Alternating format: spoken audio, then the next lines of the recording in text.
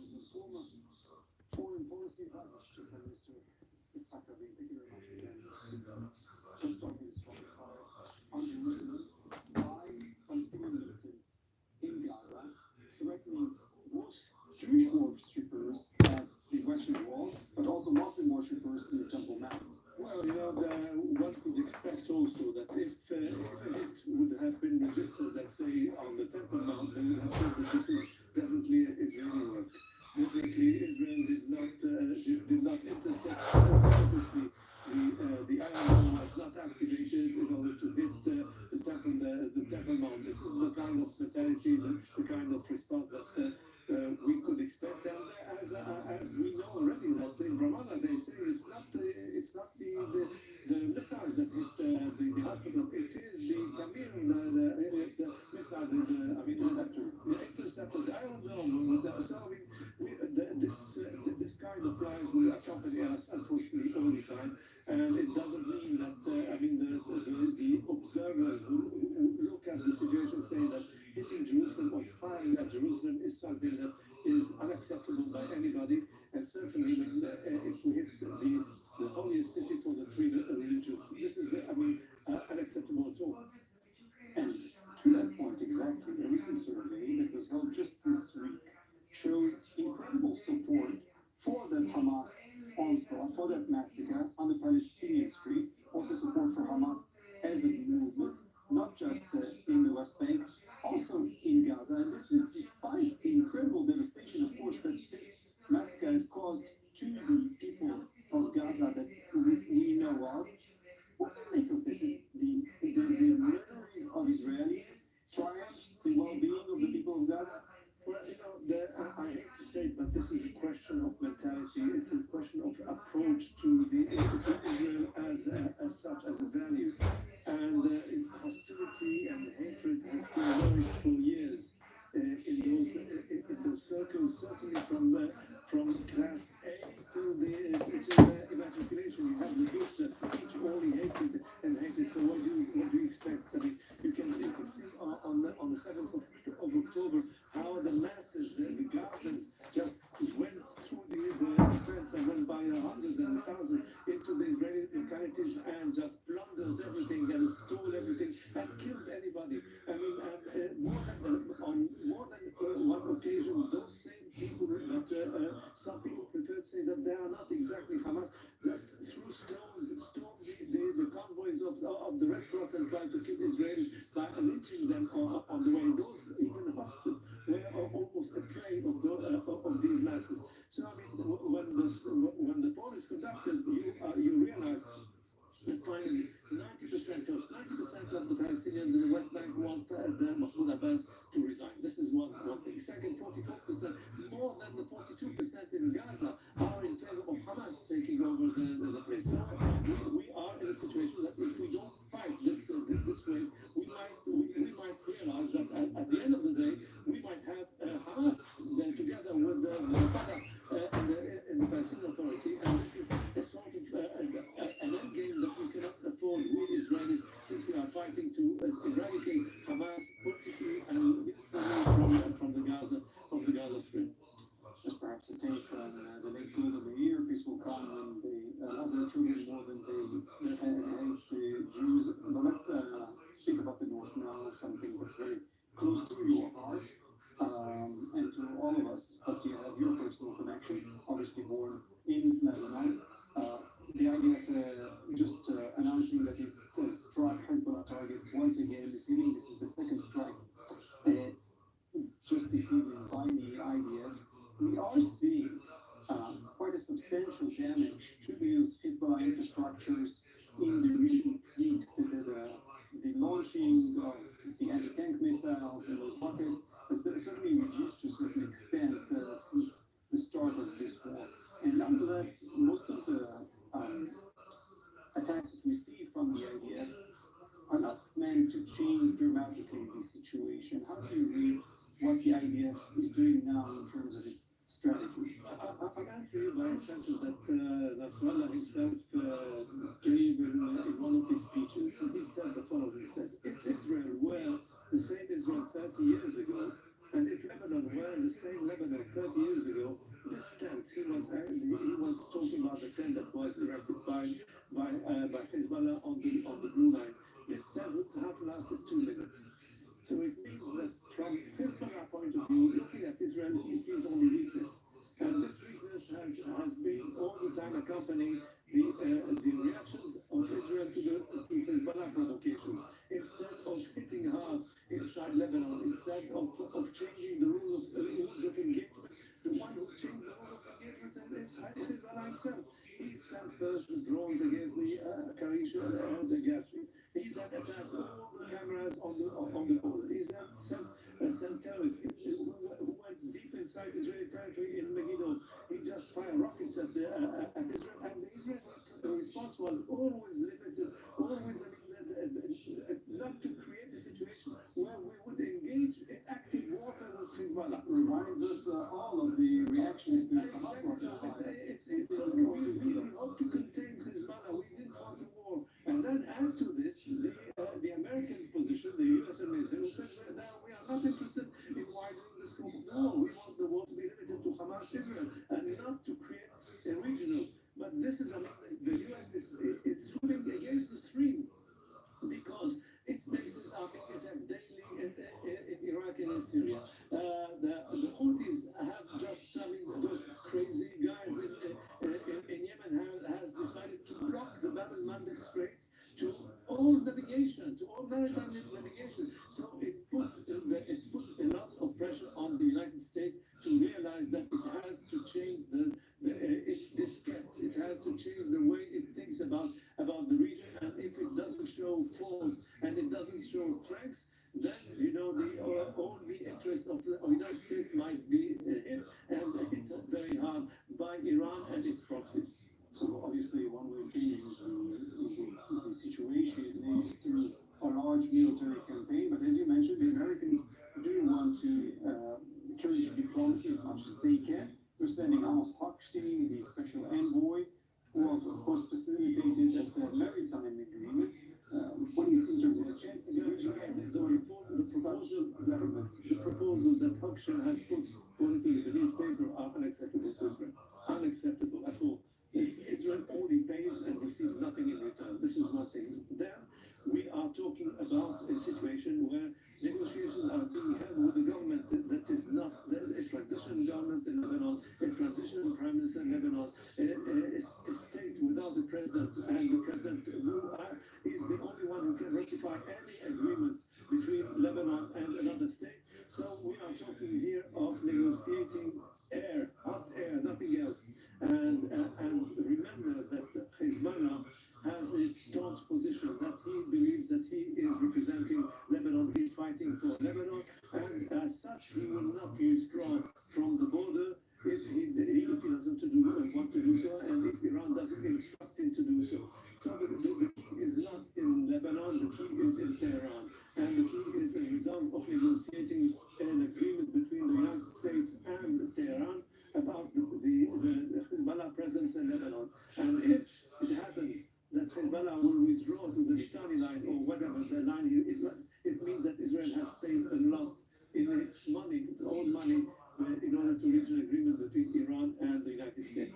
In any case, Israel is growing impatient, and we see from the reactions of Israel that it is very close to the point that we are not going to accept anymore any advice from the United States, and we will do whatever is needed to do in order to create a situation where, under military pressure, Hezbollah will withdraw.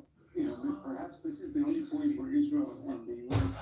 connect, because if Israel wants to clear its time and its forces into other arenas, that is why or where it would want to have a shorter operation in Gaza. Unfortunately, according to what Israel 200,000. as there's still so many pockets of resistance to Hamas in the Gaza Strip. But I want to talk to you about that. Enjoying What Jake Sullivan is asking for is to wrap up the current phase of high-intensity fighting in Gaza and instead moving on to more pinpoint low-intensity operations. Ay, nakasarap kang wala tika vibes mo, halagan. Hamas's military capabilities. Well, the Iranians have this idea that the ground offensive should be stopped at a certain point, maybe in a few weeks from now, and just we have kaya na kalaki din ko kuan nga kaya ta kamo nga sa hura ore awang visa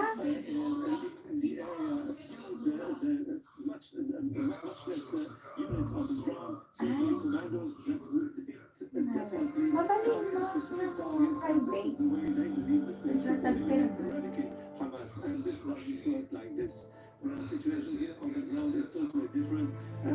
mabalin isudara sa tagpil makilit alam ka ta matititumak na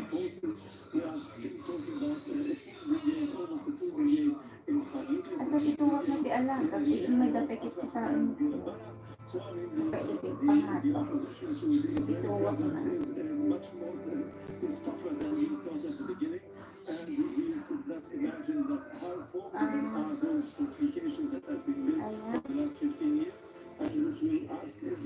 Nagpa-permit ka latan ano maka nasuro nga 1 year ka din.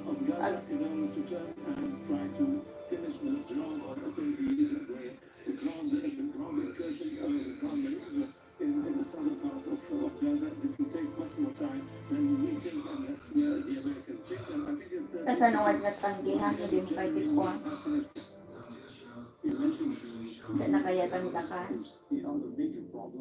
Not just of Israel, by the way, but of the entire region and the world. The Danish shipping company Maersk announcing today is stopping all its activities in the Red Sea. Decisions that have major implications Hindi ka nagsiyaba? on the local economy, certainly on the economy of the Middle East. In fact, not just Israel, also Egypt, other countries in the region that are obviously suffering from this. Even China. Dapat nakaluto ka na mo. Nagluto at noodles. The second one was intended to reach Saudi Arabia. The third one was intended to reach Italy. I mean, Favorite na. seems to be a little bit problematic because, I mean, by the way they behave, they're hitting, they don't seem to be deterred by that. Yeah, they don't seem to be Alam to deterred. di anak na? Imagine only a few, 1.5 years ago, the United States intervened and caused Saudi Arabia to stop trading and striking the Houthis because they were threatened by famine. Ay, at kita kang tingin ko, ano rumala, di taga-bata, di taga-darite. Di taga-darite, at kita kami. Ni Manang Lorne. Right now, navigating, facing the Somali coast. They will shift those. Gamo niya ito tingin. Gamo. The kind of response that the international community is going to do. Because remember, as much Magician mo lang. as our ports are the target, Natagayan ti host ti ko, alam na. ports also could be targeted by Natagayan ti host, 94, 95, 96. the armada that is in the area. Alam na di BJ6. For Israel, above all of them, Awan, ang kakaba ng BJ ko pa sa amamuda ka pa mo nga OFW lang. Tagabasa lang ako, friend.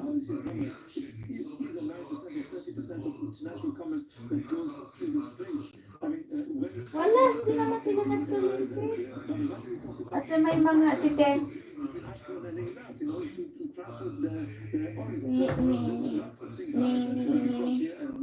kamu ano sagot ni Teddy Ami? Yan, J Kuwaji, reunion to no June. Sagot na.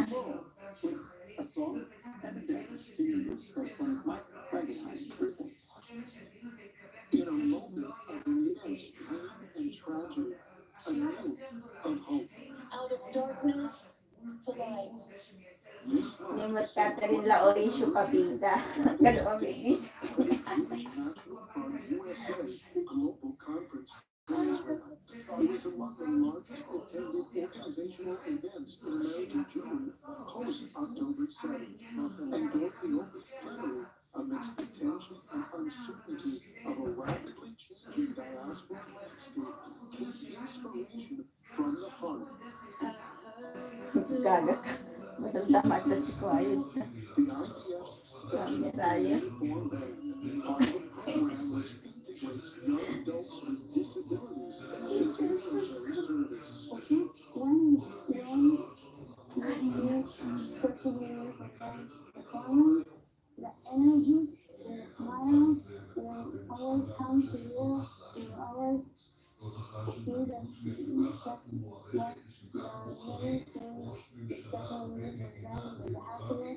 And I think that the bottom line that we're saying is that we're equal. So Sa puno nga di cellphone ko, nakalisuwat. we are very Nabatig sa diruan. everyone there, and we are seeing everyone else. Ay, nabatig sa diruan. Yung cellphone ko. Performing on a big stage in Ayun pala. for this troop, having played for Israel's president, for the country, during an Israeli independence Tapos dalang tibrayo magmalmal yung lola mo. Maya ma. for the man. I wish I I sing, I dance, I make the audience happy, I feel Ano oras na dire and break the sea. I embark on a new journey of performing. Ano sa Performing Israel, I make the audience happy, sweet, I give the maximum. Nakataro ba yung anak na? I've been serving for 7 months, and I got my army ID, and I volunteered in the warehouse. From my perspective, this is fulfilling my biggest dream. I really enjoy my time at the army base, and I have fun with the soldiers serving with me. And not only are these performers feeling fulfilled, but they're providing inspiration for others. Dati mo alaga, ano siya ba? Ano yun, sa panatang matririig, awa mo itong obra mo.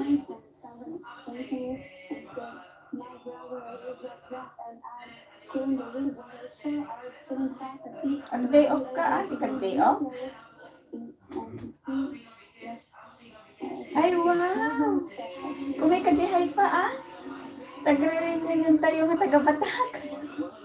Itong 31. 30-31 mag. 30-31. Nga ako magkimisa ito na 31, 30.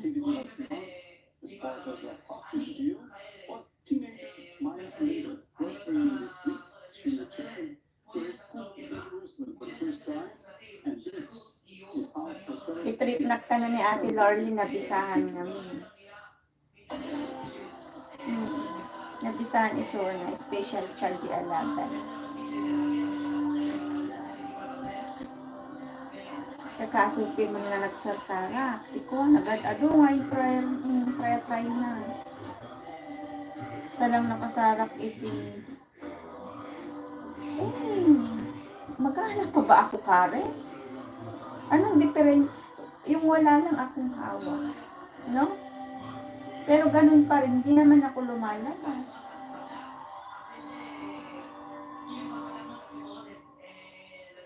Hindi na ako magbabakasyon. Wala naman pera.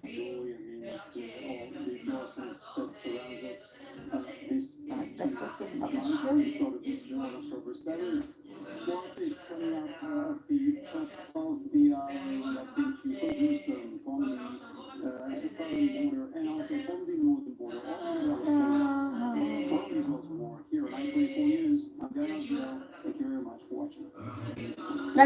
Ano nga kuan episode di ayan mo, ayan ti may demon.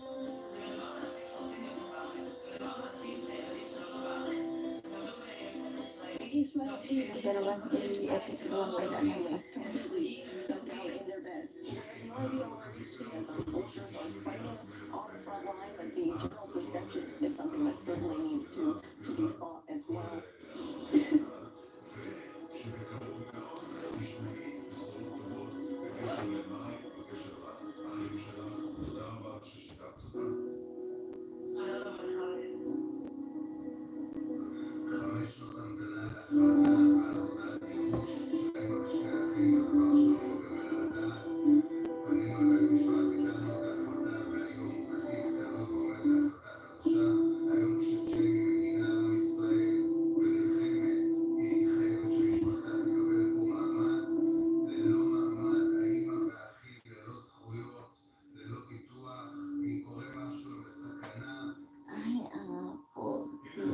Ket nagpaskuan.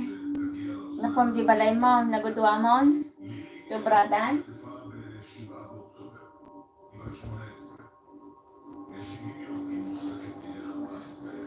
Loop, ano? Di dapay nabuo di postena? Nabuo di postenan?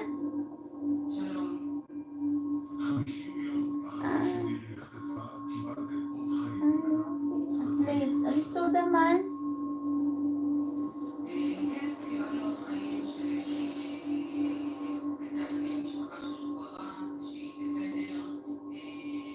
Iso na aming bahala ti trabahador no kwan basta magted ka ti kwan iso ti itrabaho da kasiyay. Ni ating ko patadal ka no ipong baga nga ron. Ala ang bigi ko ang puna ni Ruiz. Ti pamayan ni Karen ko daw ta kwarta na iso ipatrabaho na. Entrevistas exclusivas y reportes desde la zona de guerra, la reacción de los países hispanohablantes. El único medio en español que te mantiene informado y conectado con la comunidad latina y brasileña. 24 únicamente en IPC News. Babay na naman agluto 7:30. Bye, dahil to.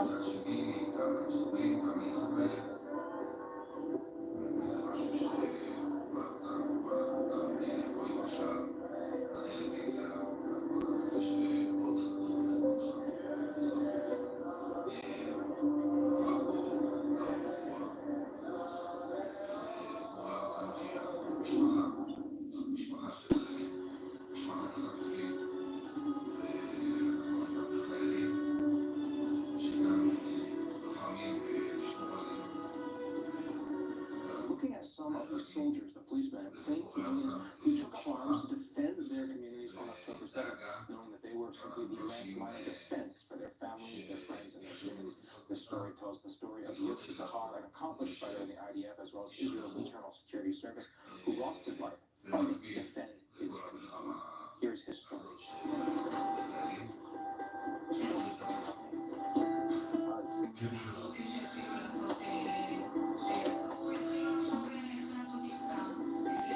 more careful?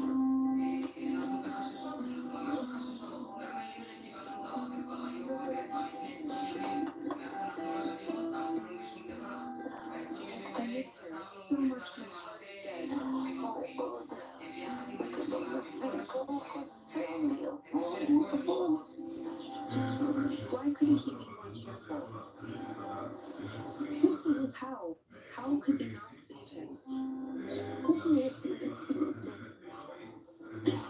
Stay strong like you are.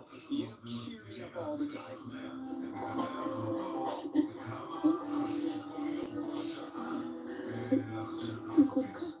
It's true. It's so painful, it's impossible. I can't believe that Yossi was taken from me. I went there with the feeling that this wouldn't happen to me. For what purpose? Why is he part of it? Yossi, the good Lord protects him. There was no one defending him. Until October 7th, Mazal and Elita knew nothing about them, nor what they looked like, or what their real names were. These are the friends of her son, Yossi, killed on October 7th, who remained in the shadow. Oh my God, I never knew them. I've never seen them. I said to myself, what a shame that Yossi never came home with them for dinner. Now when they come here, they give me a little bit of strength. But I miss Yossi a lot. We spoke on Thursday morning. Maybe now is the time to show what he wrote to me. It was Thursday. You read it, I can't. Dad, I want to tell you how much I love you and really appreciate that you're here by my side. You give me strength when I need it. Always thinking, always thoughtful, warm, friendly, with logic, and always sincere. It is important for me that you know how dear you are to me. I love you, Yossi.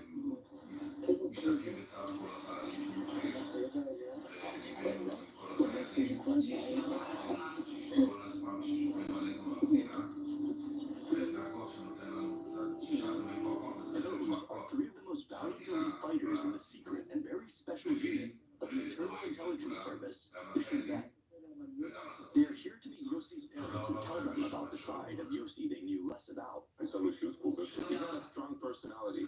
Those who knew him got attached to him in seconds, at all levels, from the simple soldier arriving at the unit the day before to the IDF chief of staff. He knew how to connect with people, just like that. He gave so much of himself. He would meet someone, and 2 days later was invited over for a barbecue dinner. We don't wear our ranks. We don't treat people based on their position. People follow us because of the leadership, because of the personality of whoever leads the unit. And Yossi was all of the above, big time. He knew how to speak to people and touch their hearts. The actual Yossi's photo and his face will probably never be known to the public. That's Our slogan is protect and not be seen. In 99% of cases, we were the ones to surprise the enemy. We are the initiators, those who direct the situation. On October 7th, we were surprised by the intensity of the attack, the way it was done, the numbers, and that was what put us in great difficulty in the first hours of the attack. In many ways, Yossi is like Emmanuel Moreno, a heroic fighter of the famous Special Forces Commando, Sayeret Matkal, but in the ranks of Shin Bet. Tales of his bravery and everything he did on October 7th will remain secret, except for what the censors allow us to reveal.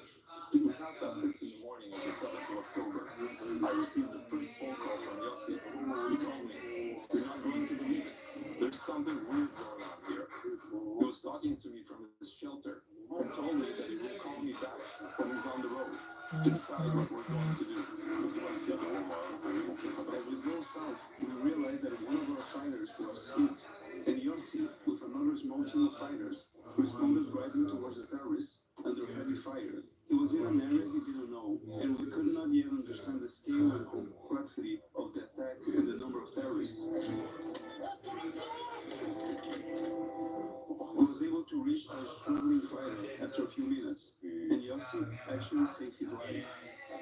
Outside, violent fighting was taking place on all sides, and Yossi realized that the evacuation is well managed. It's under control. He analyzed the situation perfectly and said to himself that he's the force closest to the kibbutz Mufalsim and decided to support the fighters in the area. Yossi is an experienced fighter with a lot of hours of combat under his belt. He comes from Shetet's Shalashasek, the Marine commanders. Yossi was in a different level than the rest of us. He often faced terrorists, participated in many operations against them, and had a lot of experience. Pretty early in the fighting, he was able to get hold of one of the terrorist tactical radios. At first, he listened to what they were saying, trying to figure out where the terrorists are. They killed 2 terrorists in a van. They saw another group of about 10 terrorists up the road. He ran to an open area, and the terrorists were hiding behind a concrete shelter at the entrance of the kibbutz. At this point, he had been hit, and that's where he died. I heard on the radio that Yossi was wounded, and the next call I got was not from Yossi. It was from our medic. He came by here.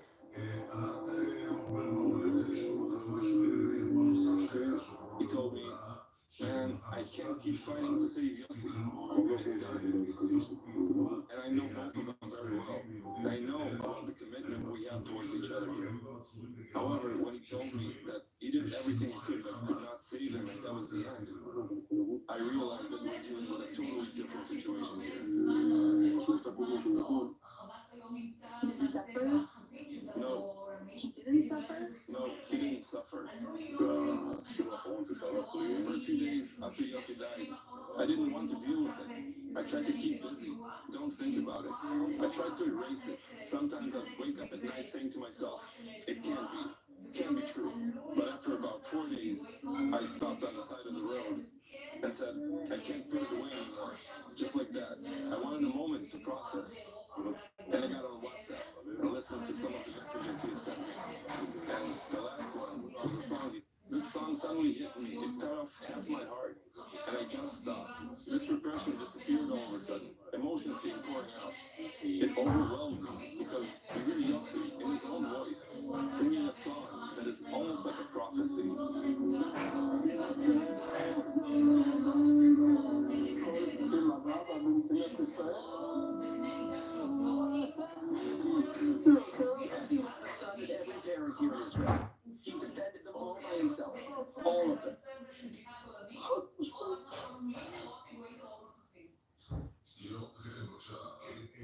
He protected the state of Israel. He even told us once, if not me, then who would do the job? אותי לומר לנו בכלל. אם אני לא אגיע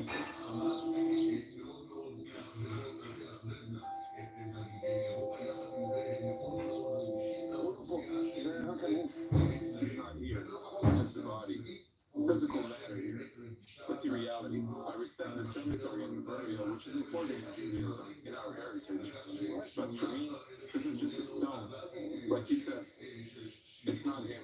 It's a stone. I think that there's, as they say, a world beyond this one. I am sure that he's up there giving it all he's got. I have no doubt.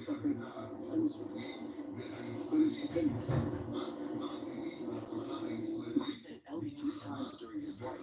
His brother, Lieutenant Colonel Yossi Tahar, a senior officer at the Paratroopers Brigade, was killed in July of 1981 fighting in Lebanon. It was a huge crisis in my life, a very, very difficult crisis. I've carried it around for a long time. 20 years later, when Rodi was killed, then they asked me, he told me, you must be used to it. But I said that that was not the case. Now I understand what my parents felt. Roy, Ellie's son, fighter in the Nahal Brigade, was killed in a motorcycle accident on October 2001. So when Roy died, a part of me died. It didn't hurt. It was just that part of me was dead. Ellie was sure he had already paid the ultimate price. That Yossi, despite serving as a fighter who in the Navy Commando and later in the Shin Bet would not be harmed. That's what almost everyone thought, those who knew Yossi. At one point I said, that's it. I have the impression that that's it. He's safe there, with this protective layer around him. I thought he was safe.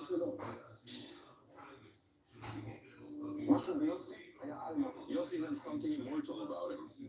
In the eulogy, his commander said that when Yossi would stare death in the eyes, death would back down. Many Israelis owe their life to Yossi, and they don't even know it. Beyond the fact that October 7th, his actions stopped terrorists from entering in the kibbutz of Nafalsi, he's responsible for hundreds of foiled attacks over the years, in service, and only a handful of which we were allowed to mention.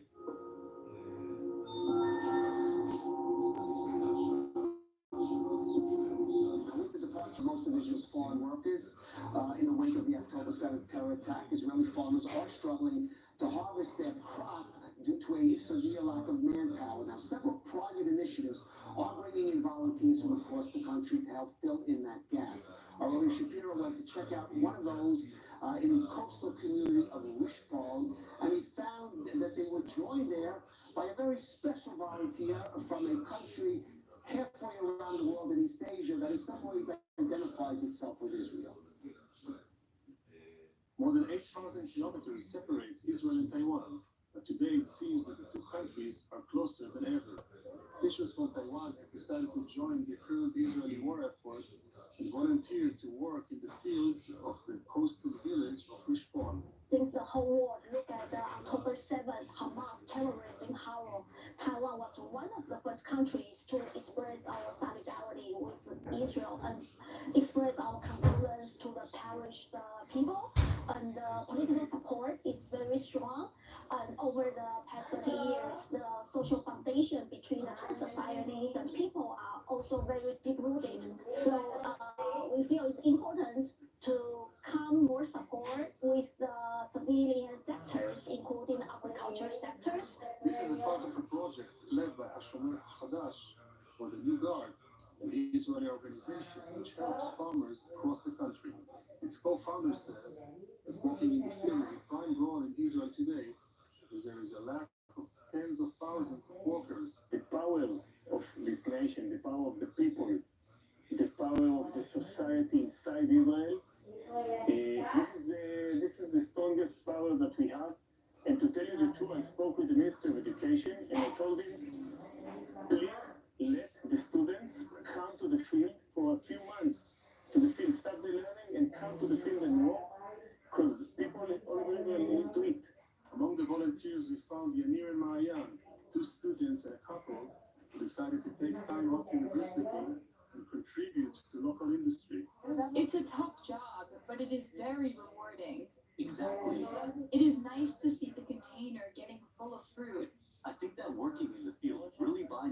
couple.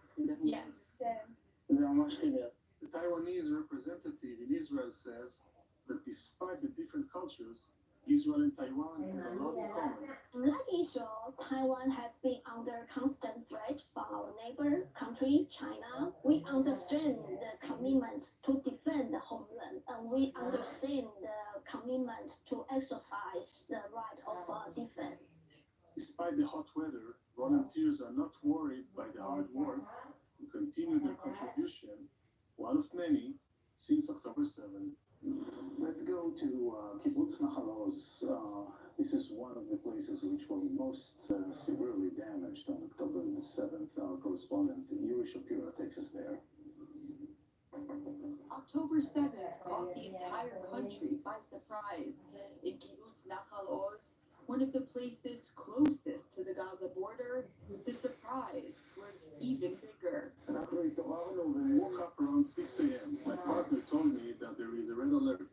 I wasn't very excited about it. I said, okay, experience this situation. We'll walk it out. So we entered the safe room. The first message I got was from a friend who texted me that his wife was injured. Eventually, she died from her wounds. The door was closed, but I suppose that it wouldn't matter to them. I guess that they realized that we are old people. There is not much to do with us. So they went to other places. Yechiel Chelnov is one of the founders of Nahal Oz. He is close to his 90s, but still very active. When we established the kibbutz, we concentrated on agriculture. And indeed, we had very good agriculture. We had one of the best dairy industries. At least it was until the war. But it is still working. The first time I'm leading the kibbutz. We had security issues when we evacuated young families with the kids, or whoever wanted to go. But never like this. Kibbutz Nahal Oz was the first Nahal settlement, a collective community of veterans of the IDF's Nahal Brigade who combined military service and building communities across the country. In the early days, the kibbutz was considered one of the most famous in Israel, as leaders and officials visited it. One of the most famous incidents occurred in 1956 when a member of the kibbutz, Roy Rothenberg, was brutally killed by Egyptian forces. The eulogy of Moshe Dayan, then chief of staff, became one of the most iconic speeches in the history of Israel. Good morning, Boker. Early yesterday morning, Rory was murdered. The quiet of the spring morning dazzled him that he did not see those waiting in ambush for him at the edge of the furrow. Let us not cast the blame on the murderers today. Why should we declare their burning hatred for us? For 8 years, they have been sitting in the refugee camps in Gaza, and before their eyes, we have been transforming the lands and the villages where they and their fathers dwelt into our state. It is not among the Arabs in Gaza, but in our own midst, that we must seek Rory's blood. How did we shut our eyes and refuse to look squarely at our fate and see, in all its brutality, the destiny of our generation? In 2014, another traumatic event happened when 4-year-old Daniel Tragman died from a missile sent from Gaza. The kibbutz was about to celebrate 70 years since its founding with a special ceremony. Ironically, the main show was a play which shows 2 women spotters who were cut off from their cameras. We were supposed to have a big celebration marking 70 years of the kibbutz. On Friday, we had rehearsals for the show. The plot where the spotters are disconnected seems like a crazy story for me, but this is what happened eventually. Around 35 people were murdered in Nahal Oz on October 7th. Today, residents of the kibbutz are staying in another kibbutz in the north, Mishmar HaEmek, and are waiting to decide on their next step, as Nahal Oz remains a closed military zone. Israeli hostages released from captivity in Gaza have been recounting harrowing experiences of abuse and psychological terror. As we've been saying, there are still 138 hostages, young and old, being held in dire conditions. More in this next report. Is everything okay? okay.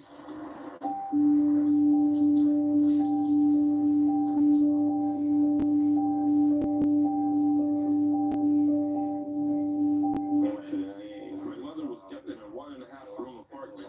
She was in one small closed room, and the couple lived in the other room. There was a small window in the room, which they closed, and she couldn't see if it was day or night. As soon as she realized she was alone, she simply told us, listen, I decided, I read, I studied all the stories from the Holocaust. I will keep a diary. I read that Gilad Shalit used to do some sports, and that's what kept her going.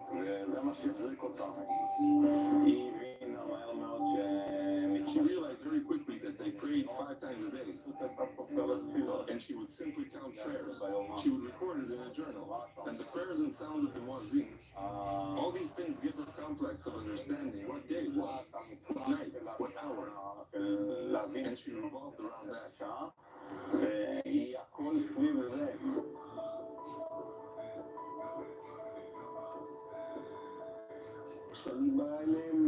When I come to them, they see the distress. You see the distress.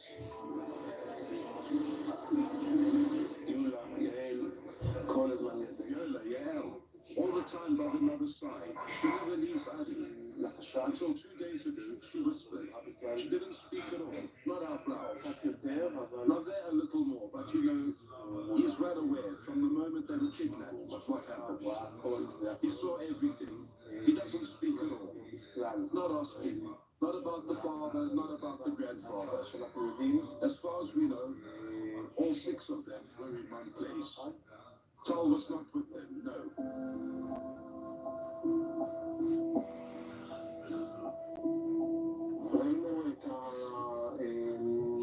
We saw some of the children who came with orthopedic injuries. There was a girl who needed surgery. Injuries to the legs, injuries to the hands, scars that were on children, a burn on a child's leg, which he said was a burn from a motorcycle. We saw very low hygiene conditions at levels I don't remember encountering on children. Stories you hear from other areas, lice, rashes, skin infections. Some of them lost weight in a very, very significant way. What does that mean? 10 kilos in children is a lot.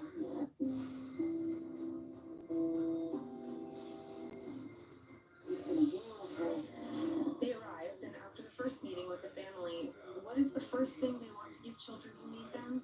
We let them eat, and at some point we found ourselves taking food from the children's rooms so that they wouldn't eat too much when they arrived. That's why I pulled yogurt and rolls out of the children's hands so that it wouldn't be too much.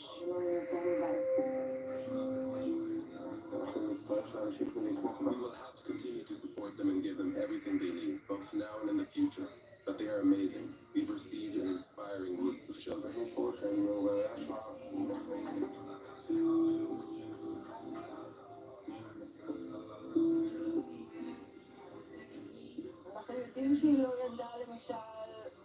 know that she was not known. For example, what happened to her father. She was very pleasantly surprised to see her father in that famous video that she actually ran quickly at the speed of light into her mother's embrace, and suddenly she saw her father, and she was sure that her father had been kidnapped. She did not know that her father was saved and got out of it. The first thing she asked, after looking around her and suddenly didn't see Lior, her brother, she asked about her mother. And the parents had to tell her. This is actually the first thing they told her after she returned. About her brother. That her brother was murdered.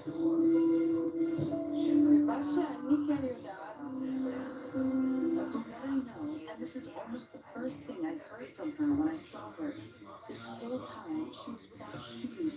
For almost 2 months, this girl was without shoes.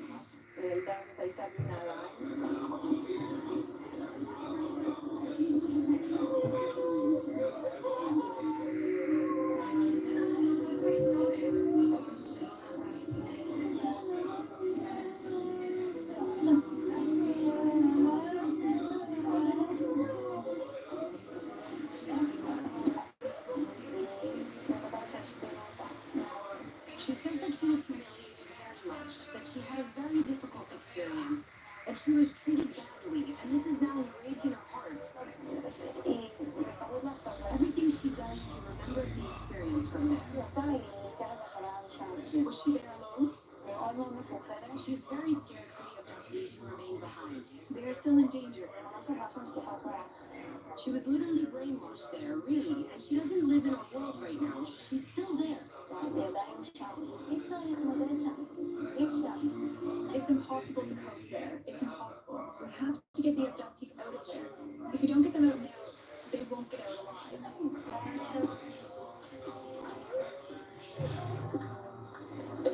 How did she keep her sanity? What did she do all day? She says that most of the time she just looked at the wall. That's what she had to do and only occupied herself with thoughts of my daughters are fine, my daughters are fine, my daughters are fine, my daughters are fine. She kept trying to convince herself. She was thinking that we don't see, but she can say that something has changed. Her enthusiasm for every little thing, for the most basic thing she had before, I don't know, maybe a towel for the shower or some chocolate or something to drink, you suddenly see the light in her eyes, that she accepts such things. Or used to, she would always, we waste our dinner, throw away food as usual. Today we're forbidden to throw away food. There's no such thing. Save everything, put it in the fridge, find a place.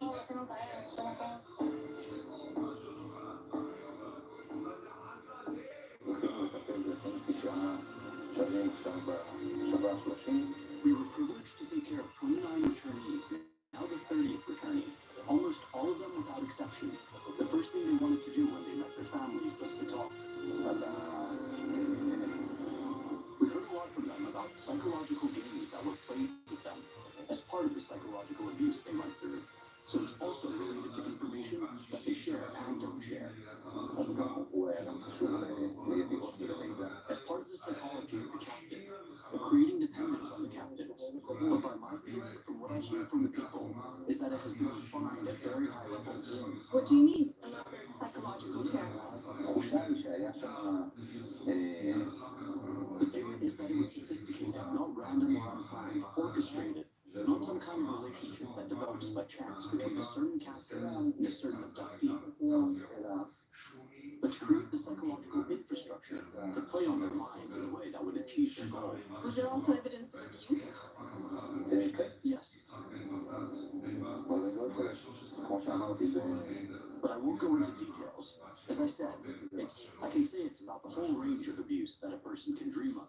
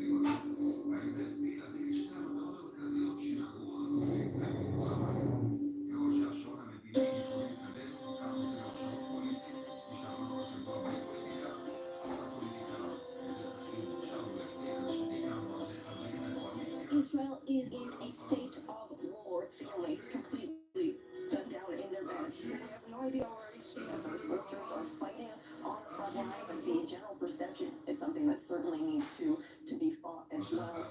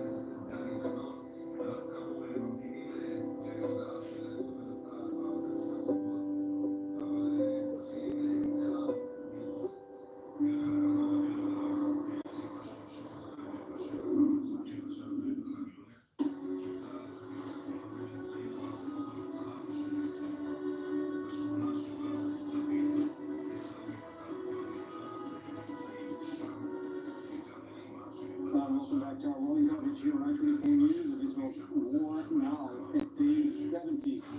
Earlier this evening, Hamas terrorists launched a barrage of rockets towards Israel's capital, Jerusalem, and neighboring areas.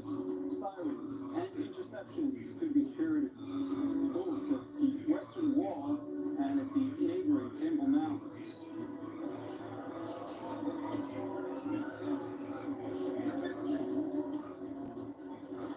Those rockets impacting both Jewish and Muslim worshippers in some of the holiest places of worship to both religions. Indiscriminate terrorist rocket fire even hit the back of a hospital in the Palestinian city of Ramallah in the West Bank. One of many rockets that have endangered the lives of Israelis and Palestinians alike. Earlier this evening, rockets have also been fired out of Gaza into southern Israeli communities. Hezbollah rockets out of Lebanon into Israeli northern communities. This as the IDF continues its ground operation against Hamas in the Gaza Strip. 3 Israeli soldiers have fallen in battles today, and overnight, Israeli special forces recovered the bodies of 3 hostages from Gaza, 1 civilian and 2 IDF soldiers. All 3 were kidnapped alive by Hamas into Gaza and were murdered by the jihadist group in captivity. And amid pressure from the U.S. administration, the Israeli Security Cabinet has voted to allow humanitarian aid into Gaza through the Kerem Shalom crossing, which now will be doubled to 200 trucks a day. Let's take a listen to Israeli. Well, we are waiting the daily briefing by IDF spokesperson Daniel Hagari. You can see the podium right there. We'll take it live as soon as he comes on. Meanwhile, the moving studios is IDF Brigadier General in Reserve Sralik Shafir, former commander of the Tel Nof base and former combat pilot. Sralik, thank you very much for joining us this evening. These are not easy days for the state of Israel, not easy days for the Israeli military. Of course, as it continues to engage in these battles in Gaza, more than 2 months now into this war. We're seeing unfortunate losses of IDF troops, and that was expected, and nonetheless, that is very difficult to take for the Israeli public, for the IDF. Speak to us about the stage of the war that we are in right now. The IDF is close to eliminating Hamas in the northern part of the Gaza Strip. That is not completed yet. We still have these strongholds like Sajaya, where Hamas is still very present. Also, still a lot of work to be done in the south. How do you see things? Well, you know, a war is not a lot of fun. People fantasize about wars and they see movies where the heroes always make it through, or play video games where the hero that they play always eliminates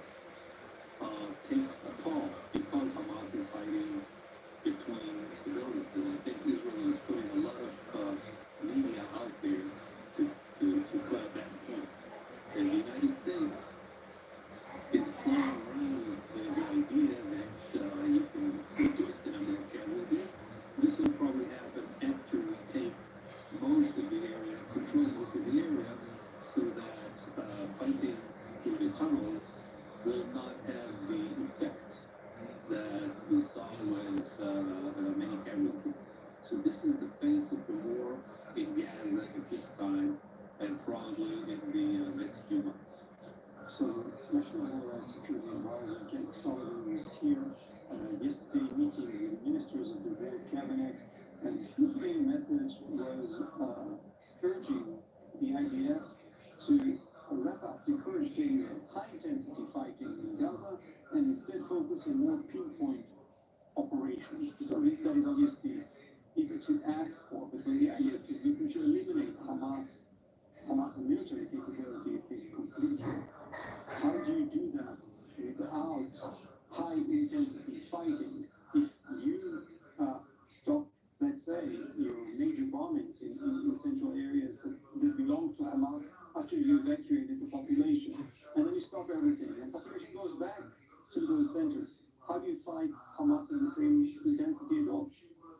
Well, that is an equation that has no real solution in the sense that we can fight easily with Hamas when there are no civilians around. So we should clear areas, or at least clear the areas in the north to such an extent that we can allow some of the inhabitants to go back and check them one by one to make sure that they're not terrorists.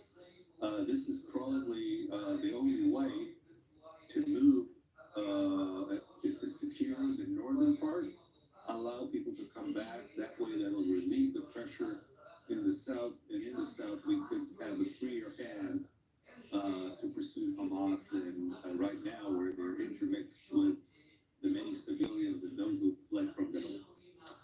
I want to ask you about that very high-profile, very tragic incident earlier this week in which 7 Golani brigade soldiers and 2 Israeli Air Force rescue team lost their lives in ambush by Hamas in a compound that was booby-trapped in the Sajaniya neighborhood, that stronghold that Hamas continues to hold on to.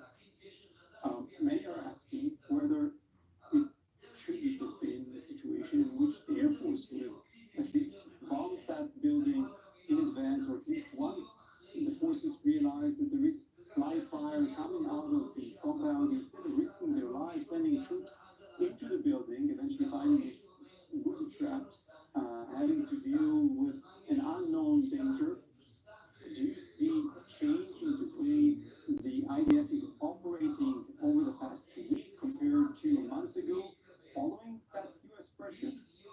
You know, I think that particular tragic event is, as I understand it, and I may not have all the data to say this, was a local mistake by the troops who approached that building that hasn't been bombed, and for some reason got closer than they should have without the air support that should have been or could have been used earlier.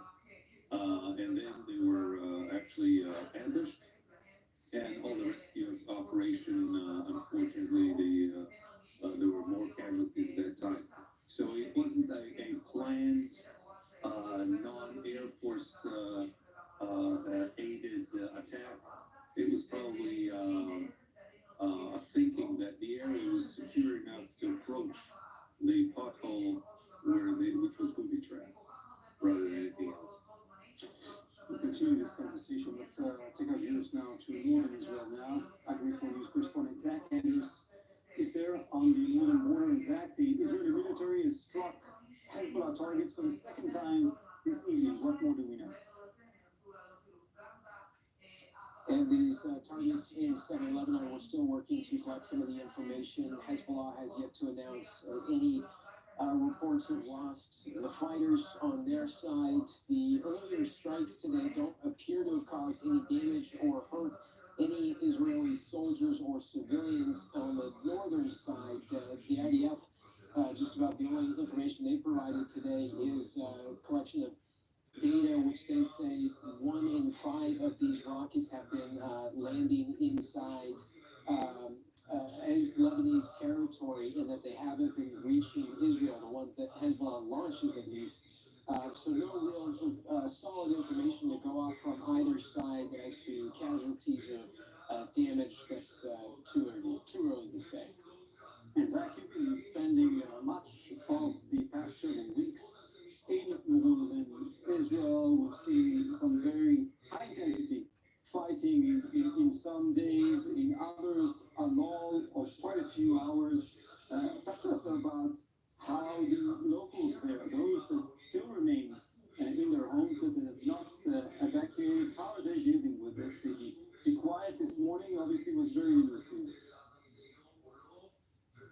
It's an interesting dynamic for some of the communities here. Some of the kibbutzes that are along these northern communities have lost a lot of people to the evacuation notices. Others have stayed. Some of these communities are actually somewhat molded together. One of the people that we spoke to earlier said that it was an incredible phenomenon that many of the kibbutzes here often keep to their own and spend time in their own communities, but because there are so few people here now that a lot of them have started to mesh together in a sense, and some are staying in some of these kibbutzes that are a bit further south, so they're meeting new people, and it's been a unique experience for them, but one that they don't want to last very long. And as we continue to see the statements coming out of the defense minister's office and some of the assessments by the U.S., the U.K., France about the potential for this situation, about where this road is taking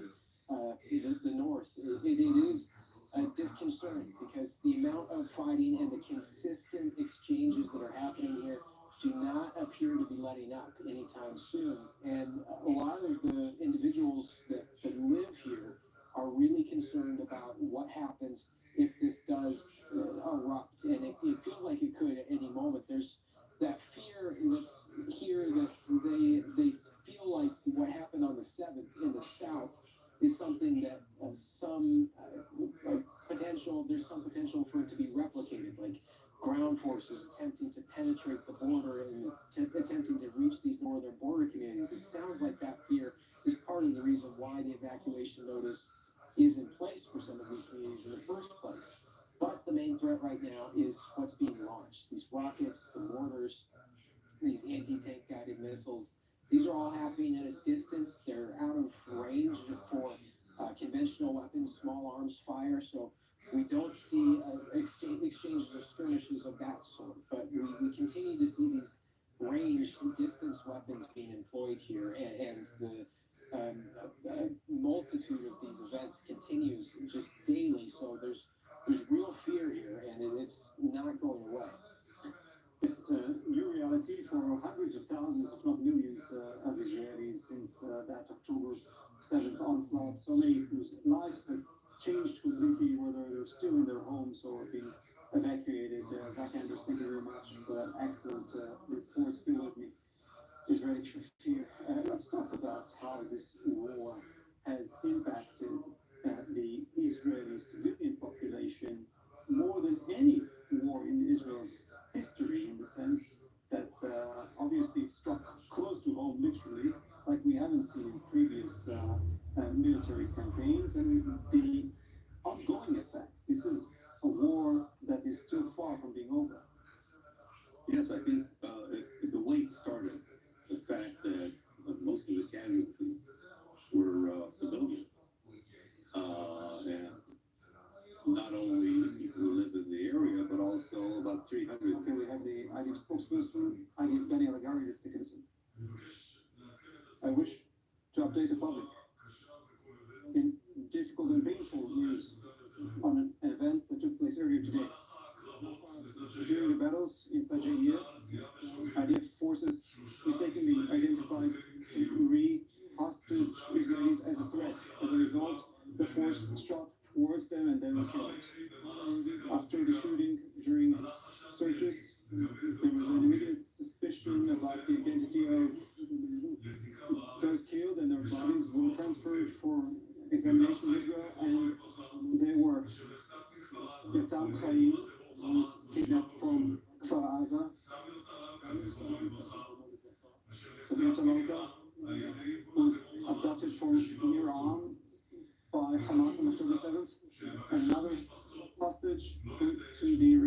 his family will not mention his name. The information has been passed to the families by the police. This is a sad and painful event to all of us, and the IDF carries the responsibility for everything that took place. We started to investigate the event immediately. It is a tragic event that took place in a fighting zone where fighters have confronted many terrorists in recent days and were engaged in heavy fights. They also were encountered with suicide terrorists without weapons or others where they attempted to lure the soldiers. Following that incident, there was another incident with terrorists. We are collecting the evidence about identifying hostages in war zones, and this information was passed to IDF troops all over the Gaza Strip in order to prevent another tragic event like this. The IDF expresses deep sorrow for the disaster and shares the pain of the families. May the memory be a blessing. Were there indications that hostages may be in the area? Did they attempted to identify the three and what was going on about how they managed to escape? We assessed that the three Israelis who lost their lives either escaped or were abandoned by the terrorists who were holding on to them in captivity. During the past days, we've still don't know the exact. They reached the point where they reached. The information that we have about the hostages, we have a headquarters that deals with this and engages with the ground forces on a daily basis, both about the aerial strikes and about ground operations.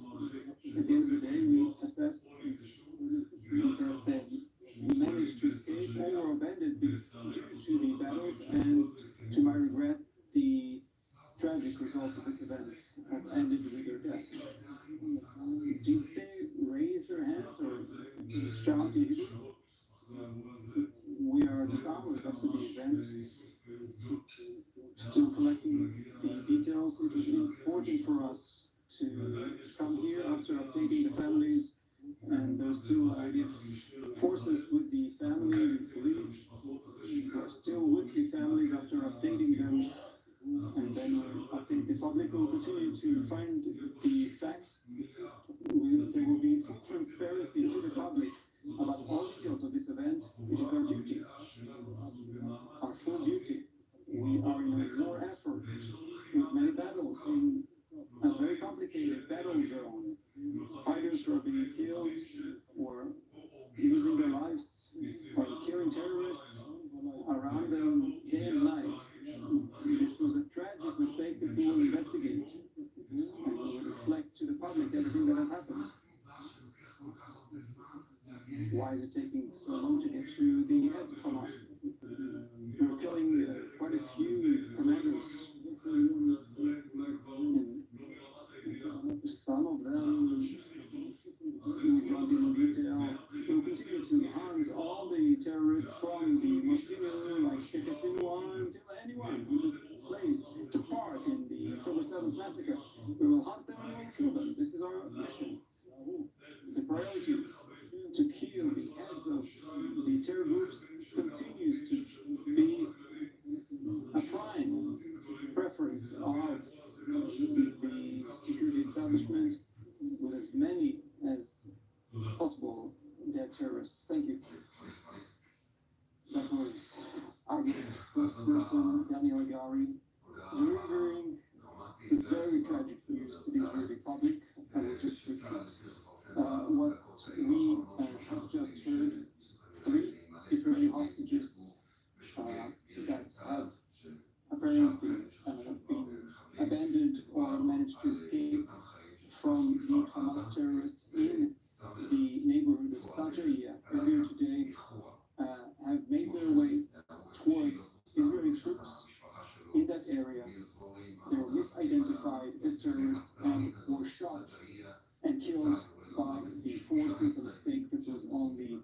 minutes after that event, still would be raised for fear. Your reaction to this very, very tragic story? This is a heartbreaker in that they were all innocent. But I'm also thinking about the soldiers who were under great pressure. The areas will be trapped behind every window or a wall. There might be terrorists waiting for them to pop up and be shot. And so they are kind of trigger happy in a sense that they want to kill the terrorists and refrain from being shot at. So we don't know the circumstances. We don't really know whether they were abandoned or sent with terrorists around. So we don't know the details. I'm not sure that it's really very important because it's so complicated. And even saying that it's a mistake might have been wrong because a mistake is something that you had the information and you could have decided otherwise. And for a soldier who sees somebody running at him who might be a suicide bomber with a lot of noise around, and he needs to react and react fast. And so that is something that should not have been branded as a mistake at this particular point in time. I'm saying this not just for the sake of those who had the unfortunate firing that unfortunate event. But also we don't have all the details, and as Hagar said, he doesn't either. So I wouldn't brand it as a mistake this time. On a personal note, I don't know too, but I personally know his family, his mother doing well, beautiful family, a very strong mother who has been speaking every day to Israeli media, continue to be positive despite the impossible situations which she and her family and the rest of the families were for the past 2.5 months. We all these were in public, and obviously anybody knew Vietnam was hoping for a completely different result. Obviously, just as tough knowing that he was alive today and this was a tragic mistake. Tell me, how does the IDF operate any differently now after this tragic incident? There's a saying in the Israeli military that rules were written in blood. In this case, very unfortunate blood of these hostages.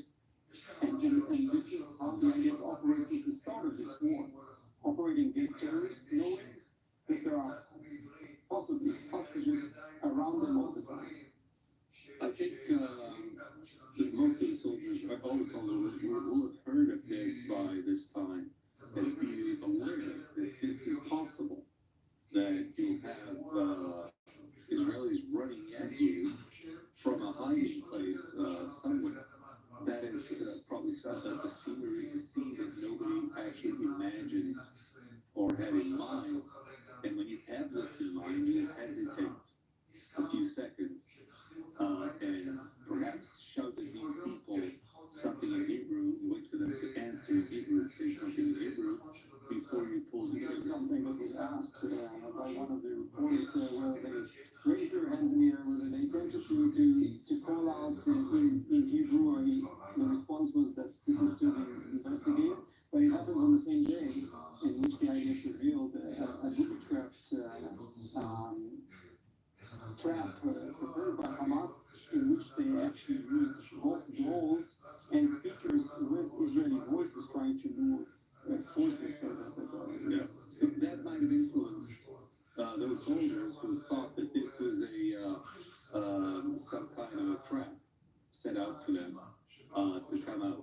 So I think this shows the difficulty, not only of urban warfare, but urban warfare where the other side is holding hostages and maybe using them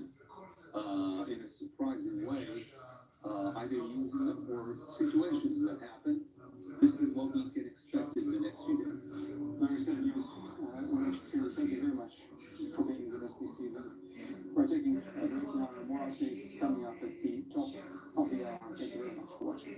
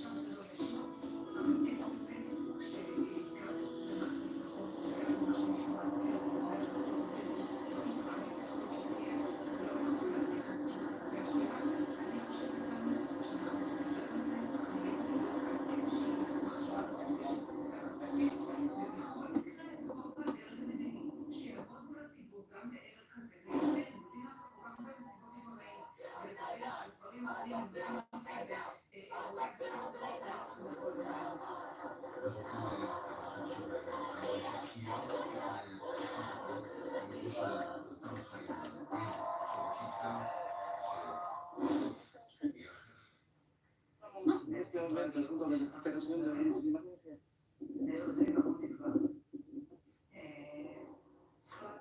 החלטתי לדבר גם בשם בעלי, הבת שלי, הבן שלי, משפחה קרובה, שכיוון שאין לנו מידע, בטח לא יודעים.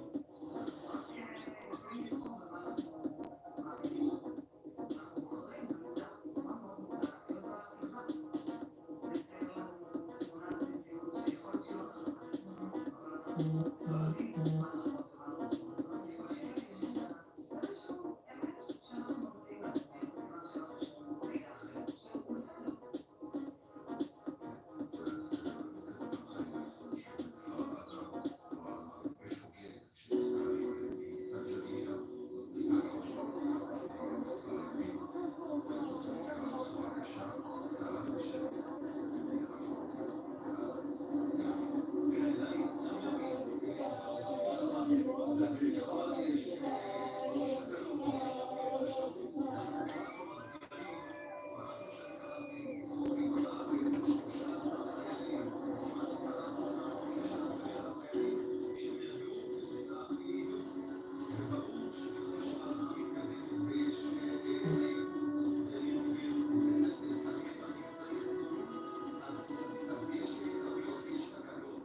Welcome back to our morning coverage here on iTunes News of Israel's war now.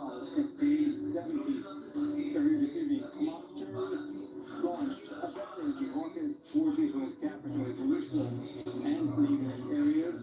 Sites and intersections could be destroyed, both at the western wall and at the neighboring Temple Mount.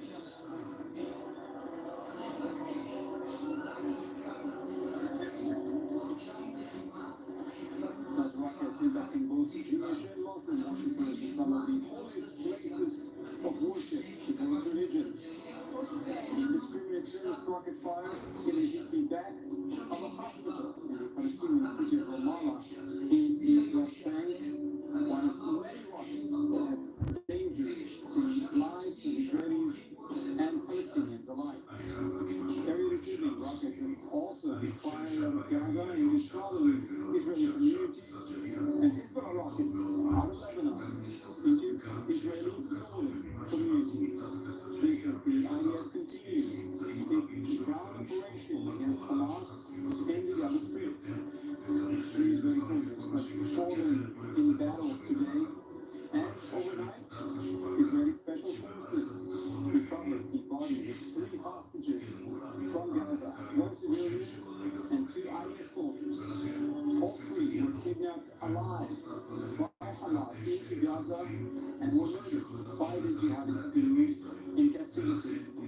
And any pressure from the U.S. administration, the Israeli Security Cabinet has voted to allow humanitarian aid into Gaza through the Kerry crossing, which now will be doubled to 200 trucks a day. Let's take a listen to the Israeli.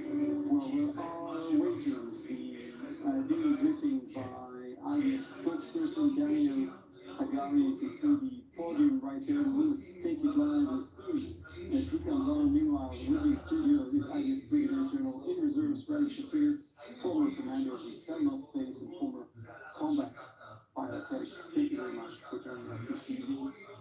These are not easy days for the state of Israel, not easy days for the Israeli military. Of course, it continues to engage in the battle in Gaza for more than 2 months now into this war. We're seeing unfortunate losses of IDF troops, and that was expected, and nonetheless, that is very difficult to take for the Israeli public, for the IDF. Speak to us about the stage of the war that we are in right now. The IDF is close to eliminating Hamas in the northern part of the Gaza Strip. That is not completed yet. We still have strongholds like Sajaiya, where Hamas is still very present. Also, still a lot of work to be done in the south. How do you see things? Well, a war is not a lot of fun.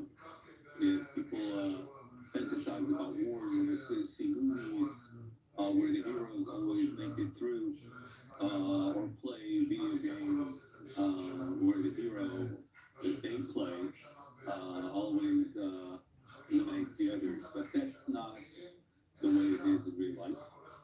And there are casualties. There are these daily casualties. There will be daily casualties for a long time, and the Israeli public should be aware that this is the way life is going to be through 2024. So that's one thing. The ability to take down Hamas, at the end of the day, if we play right and smart, we will be able to eliminate Hamas as a military entity, because we will go through a day-by-day, pothole by pothole, and then eliminate slowly through other means as well. That we saw the idea of the water flooding and other ideas where Hamas is going to be pressed further south, and I hope we'll be able to cut off the Hamas tunnels going through to Sinai by working in Rafah. And today the Air Force has started working on Rafah and probably finding those tunnels that we're talking about, which are pretty wide. So at this time, it's a war of attrition where we are winning as far as the number of casualties and taking step by step, trying not to create any civil catastrophe, which means damage or casualties to civilians in disproportionate numbers. So far, it works the last 2 weeks quite well. And unfortunately, we'll also have to say that the public, the world opinion, that used to be against this war takes a toll because Hamas is hiding between civilians. And I think Israel is putting a lot of media out there to put out that point. And the United States is playing around with the idea that you can reduce the number of casualties.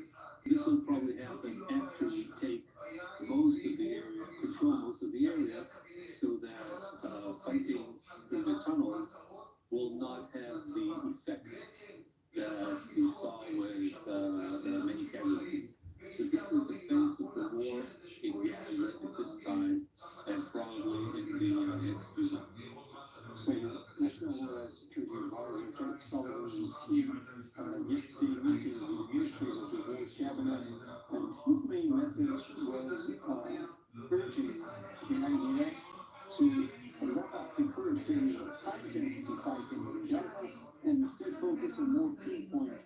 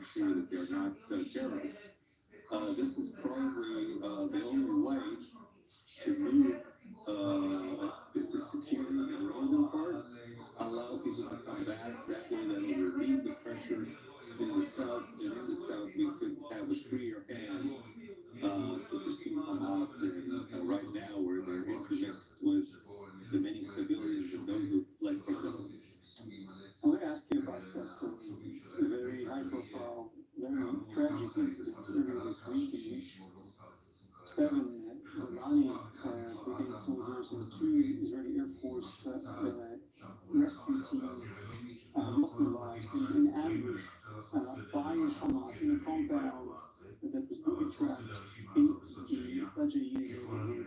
That stronghold that Hamas continues to hold on to. Many are asking whether it shouldn't have been a situation in which the Air Force would at least bomb that building in advance, or at least once the forces realized that there is live fire coming out of the compound, instead of risking their lives, sending troops into the building, eventually finding it booby trapped, having to deal with an unknown danger. Do you see a change in the way the IDF is operating over the past week compared to a month ago, following that U.S. pressure? I think that particular tragic event,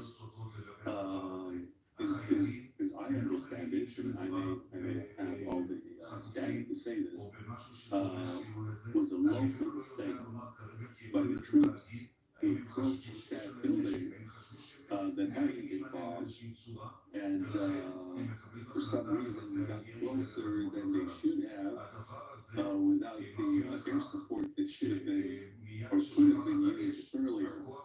And then they were actually ambushed, and all the rescue operation, unfortunately, there were more casualties at that time. So it wasn't a planned, non-Air Force aided attack. It was probably thinking that the area was secure enough to approach the focal which was booby trapped, rather than anything else. We'll continue this conversation. Let's take our ears now to northern Israel now. IDF News correspondent Zach Andrews is there on the northern border. Zach, the Israeli military has struck Hezbollah targets for the second time this evening. What more do we know? And these targets in southern Lebanon, we're still working to collect some of the information. Hezbollah has yet to announce any reports of lost the fighters on their side. The earlier strikes today don't appear to have caused any damage or hurt any Israeli soldiers or civilians. On the northern side, the IDF, just about the only information they provided today is a collection of data which they say 1 in 5 of these rockets have been landing inside as Lebanese territory, and that they haven't been reaching Israel, the ones that Hezbollah launches at least. So no real solid information to go off from either side as to casualties or damage. That's too early to say. And Zach, you've been spending much of the past several weeks in northern Israel. We've seen some very high intensity fighting in some days, in others a lull of quite a few hours. Talk to us about how the locals there, those that still remain in their homes that are not evacuated, how are they dealing with this? The quiet this morning obviously was very received. It's an interesting dynamic for some of the communities here. Some of the kibbutzes that are along these northern communities have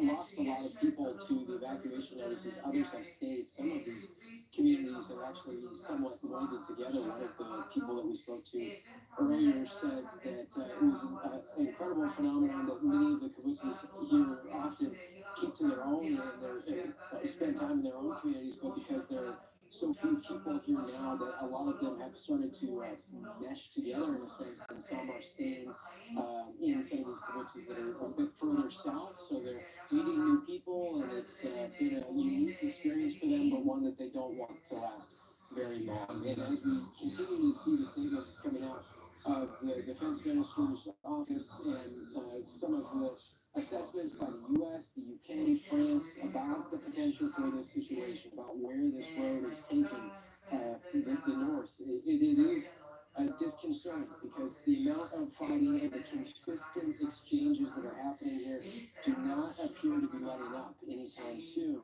And a lot of the individuals that live here are really concerned about what happens if this does erupt and it feels like it could at any moment. There's that fear that's here that they feel like what happened on the 7th in the South is something that there's some potential for it to be replicated, like ground forces attempting to penetrate the border and attempting to reach these northern border communities. It sounds like that fear is part of the reason why the evacuation notice is in place for some of these communities in the first place.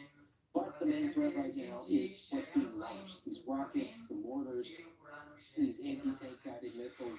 These are all happening at a distance. They're out of range for conventional weapons, small arms fire. So we don't see exchanges or skirmishes of that sort. But we continue to see these range distance weapons being employed here, and the multitude of these events continues just daily. So there's real fear here, and it's not going away. It's a new reality for hundreds of thousands, if not millions, of Israelis since that October 7th onslaught. So many whose lives have changed completely, whether they were still in their homes or being evacuated. Zach Anders, thank you very much for that excellent report. Still with me, Israeli Shafir. Let's talk about how this war has impacted the Israeli civilian population more than any war in Israel's history, in the sense that obviously it struck close to home literally, like we haven't seen in previous military campaigns, and the ongoing attack. This is a war that is still far from being over. That is still far from being over. Yes, I think the way it started, the fact that most of the casualties were civilian, and not only people in the area, but also about 300. Here we have the IDF spokesperson, IDF Daniel Agari. I wish to update the public. The difficult and painful news on an event that took place earlier today. During the battles in Virginia, IDF forces mistakenly identified 3 hostage Israelis as a threat. As a result, the force shot towards them and they were killed. After the shooting, during searches, there was an immediate suspicion about the identity of those killed, and their bodies were transferred for examination in Israel, and they were Yotam Chaim, who was kidnapped from Gaza, Samir Talonka, who was abducted from Iran by Hamas on October 7th, and another hostage who, to the request of his family, will not mention his name. The information is being passed to the families by the police. This is a sad and painful event to all of us, and the IDF carries the responsibility for everything that took place. We started to investigate the event immediately. It is a tragic event that took place in a fighting zone where fighters have confronted many terrorists in recent days and were engaged in heavy fights. They also were encountered with suicide terrorists, without weapons or others, where they attempted to lure the soldiers. Following that incident, there was another incident with terrorists. We are collecting the evidence about identifying hostages in war zones, and this information was passed to IDF troops all over the Gaza Strip in order to prevent another tragic event like this. The IDF expresses deep sorrow for the disaster and shares the pain of the families. May their memory be a blessing. Were there indications that hostages may be in that area? Did they attempted to identify the 3 and what was known about how they managed to escape? We assessed that the 3 Israelis who lost their lives either escaped or were abandoned by the terrorists who were holding on to them in captivity. During the past days, we still don't know the facts. They reached the point where they reached. The information that we have about the hostages, we have a headquarters that deals with this and engages with the ground forces on a daily basis, both about aerial strikes and about ground operations. At the end of the day, we assess that they managed to escape or were abandoned due to the battles and, to my regret, the tragic result of the events that ended with their death. Did they raise their hands or shout in Hebrew? We are just hours after the event, still collecting the details. It is important for us to come here after updating the families and still get forces with the families and police. We're still with the families after updating them, and then we update the public. We'll continue to find the facts. There will be full transparency to the public about all details of this event. It is our duty, our full duty. We are in war effort with many battles in a very complicated battle zone. Fighters who are being killed or losing their lives or killing terrorists around them day and night. This was a tragic mistake that we will investigate and we will reflect to the public everything that has happened. Why is it taking so long to get to the heads of Hamas? We're killing quite a few commanders. Some of them we don't even detail. We'll continue to hunt all the terrorists from the most senior, like Sinwar, to anyone who took part in the October 7th massacre. We will hunt them and kill them. This is our mission. The priority to kill the heads of the terror groups continues to be a prime preference of the security establishment with as many as possible dead terrorists. Thank you. That was Agif, spokesperson, Daniel Gali, during the very tragic news to the Israeli public. I will just repeat what we have just heard. 3 Israeli hostages that have apparently been abandoned or managed to escape from the Hamas terrorists in the neighborhood of Shajaya earlier today have made their way towards Israeli troops in that area. They were identified as terrorists and were shot and killed by the forces, a mistake that was only realized minutes after that event. Still with me, Raish, to hear your reaction to this very, very tragic story. This is a heartbreaker in that they're always there. But I'm also thinking about the soldiers who were under great pressure. Here would be trapped behind every window or a wall. There might be terrorists waiting for them to pop up and be shot. And so they're kind of trigger happy in a sense that they want to kill the terrorists and refrain from being shot at. So we don't know the circumstances. We don't really know whether they were abandoned or sent with terrorists around. So we don't know the details. I'm not sure that it's really very important because it's so complicated. And even you could say that it's a mistake, might have been wrong. Because a mistake is something that you had the information and you could have decided otherwise. And for a soldier to see somebody running at him who might be a suicide bomber with a lot of noise around, and he needs to react and react fast. And so granted a mistake at this particular point in time.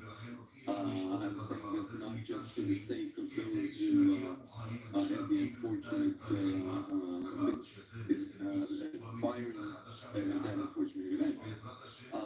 But also we don't have all the details, and as Larry said, he doesn't either. So I wouldn't brand it as a mistake at this time. On a personal note, I know too that I personally know Nathan Player. I know his mother very well. A beautiful family, a very strong mother who has been speaking every day in Israeli media, continue to be positive despite the impossible situation which she and her family and the rest of the family has known for the past 2.5 months. We're all always very public, and obviously anyone who knows Yakan or is hoping for completely different results, obviously just as touched knowing that he was alive today and this was a tragic mistake. Tell me, how does the idea of operate any differently now after this tragic incident? There's a saying in the Israeli military that rules were written in blood. In this case, we're very fortunate that blood of these hostages, and this is how the idea operates since the start of this war, operating against terrorists, knowing that there are hostages around them all the time. I think that most of the soldiers, all the soldiers, were aware of this by this time and be aware that this is possible, that you have Israelis running at you from a hiding place somewhere. That is probably a scene that nobody actually imagined or had in mind. And when you have this in mind, you hesitate a few seconds and perhaps show the young people something in Hebrew. You look it up, the answer in Hebrew, say something in Hebrew before you pull the trigger. Something that was asked by one of the reporters there, whether they raised their hands in the air, whether they attempted to call out in Hebrew, and the response was that this is to be investigated. But it happens on the same day in which the IDF revealed that a heat trap prepared by Hamas, in which they actually used both drones and speakers with Israeli voices trying to move forces. So Yes. So that kind of influence, those soldiers who thought that this was some kind of a trap set out for them to come out. So I think this shows the difficulty of not only urban warfare, but urban hostages, and maybe using them in a surprising way, either using them for situations that happen. This is what we can expect in the next few days. Thank you very much for being with us this evening. We're taking this break now. More updates coming up at the top of the hour. Thank you very much for watching.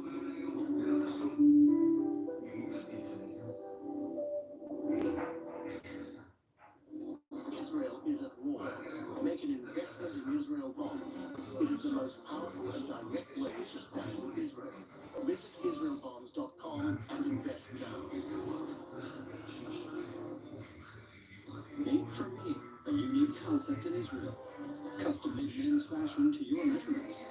Made for Me, designers all your events. Schedule your appointment at www.madeforme.co.il.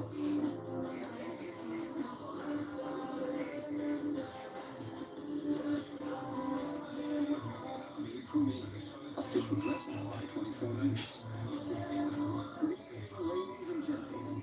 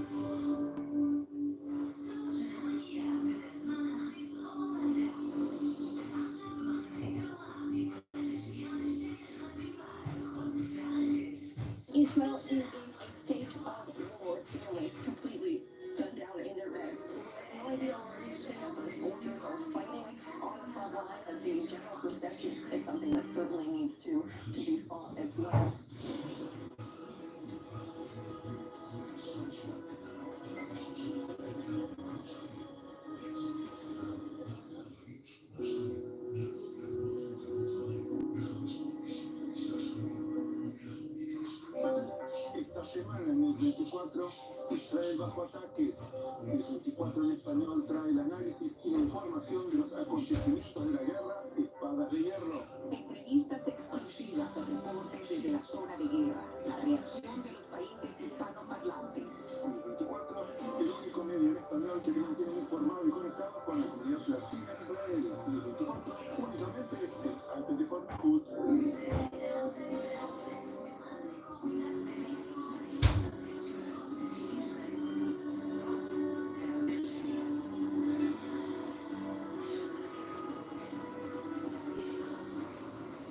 So looking back to our own body here for 4 years, again, the war now is 17. A short while ago, IDF spokesperson briefed the public on a tragic event in which 3 Israeli hostages in Gaza who escaped their captors in the neighborhood of Sajaya were mistakenly shot dead by Israeli troops after running towards them. One of the most devastating incidents to take place since the October 7th massacre. Let's hear spokesperson Daniel Hagari. במהלך הקרבות בסג'עיה, during combat in Shajia, the IDF mistakenly identified 3 Israeli hostages as a threat. As a result, the troops fired towards them, and they were killed. During searches and checks in the area in which the incident occurred, the suspicion arose over the identities of the deceased. Their bodies were transferred to Israeli territory for examination, after which it was confirmed that they were 3 Israeli hostages. Yatam Said was kidnapped from Kibbutz Kfar Aza by Hamas terrorists on October 7th. Samer Talalka, who was kidnapped from Kibbutz Nir Am by Hamas terrorists on October 7th. The third hostage's family has been notified, who requested that his name will not be broadcasted. IDF and Israeli police representatives have notified all of the families. The IDF began reviewing the incident immediately. The IDF emphasizes that this is an active combat zone in which ongoing fighting over the last few days has occurred. Immediate lessons from the event have been learned, which have been passed to all IDF troops in the field. The IDF expresses deep remorse over this tragic incident and sends the families its heartfelt condolences. Our national mission is to locate the missing and return all hostages home. Horrible news. Also, this evening, Hamas terrorists launched a barrage of rockets towards Jerusalem and neighboring areas. Sirens and interceptions could be heard both at the Western Wall and at the neighboring Temple Mount.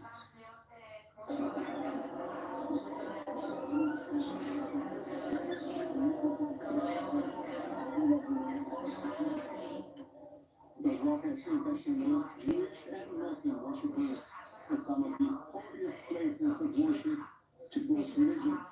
Indiscriminate terrorist rocket fire even hit the back of a hospital in the Palestinian city of Ramallah in the West Bank.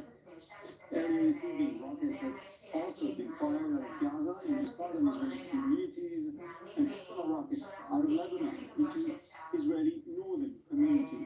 This is the IDF continues its ground operation against Hamas in the Gaza Strip. And amid pressure from the U.S. administration, the Israeli Security Cabinet has voted to allow military aid into Gaza through the Caregiver crossing, which now will be doubled to 200 trucks a day. Now for more, we're joined by IDF Brigadier General in Reserves Hanan Geffen, former commander of the 1800 intelligence unit in the IDF. Hanan, thank you very much for joining us. Let's start with this tragic incident. No words to describe the pain and frustration from this unfortunate event.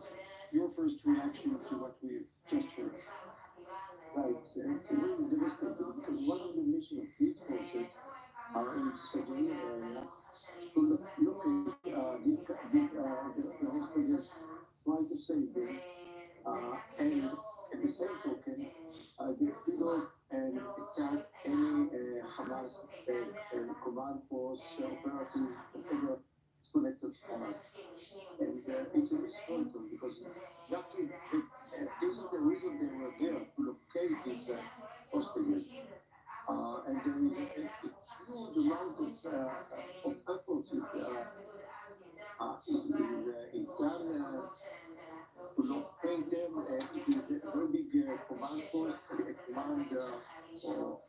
forward command of intelligence guys. They try to locate them, collect any piece of information, and the payload is just one of the darkest days of this war. Let's talk about the gadgets because those troops were there to locate the hostages. And we know that the IDF has been operating to find as much information as possible about the whereabouts of the Israeli hostages, both from interrogations of Hamas terrorists who've been taken capture, and also by the mere presence of these troops there. And you can tell our viewers about so many other technological efforts that the IDF has when it is on the ground. To your knowledge, the Israeli military even know that there are hostages in that hostile environment there in Sajid. I don't know exactly about this communication, but we know is but the IDF knows based on previous cases, is that there is no one place, there is no one entity, there is no one group that is holding the hostages, rather they receive it in different places by different people. And more than that, through the during the activities, they either pass from one to another from various reasons. We don't know even what reasons.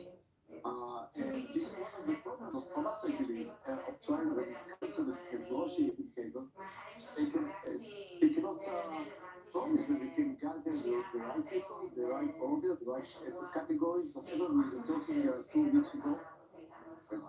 They fail to do so, and that's why the war is fluid in this place. Now, the information collection is from all the sources. There are there are two units embedded with the forces. One is the Shabak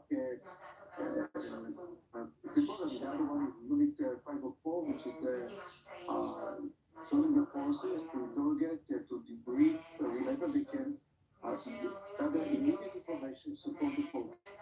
And on top of it, all the other collection efforts on the hands and is on different other collection capabilities in the observation and I would say electronic intelligence of various sources.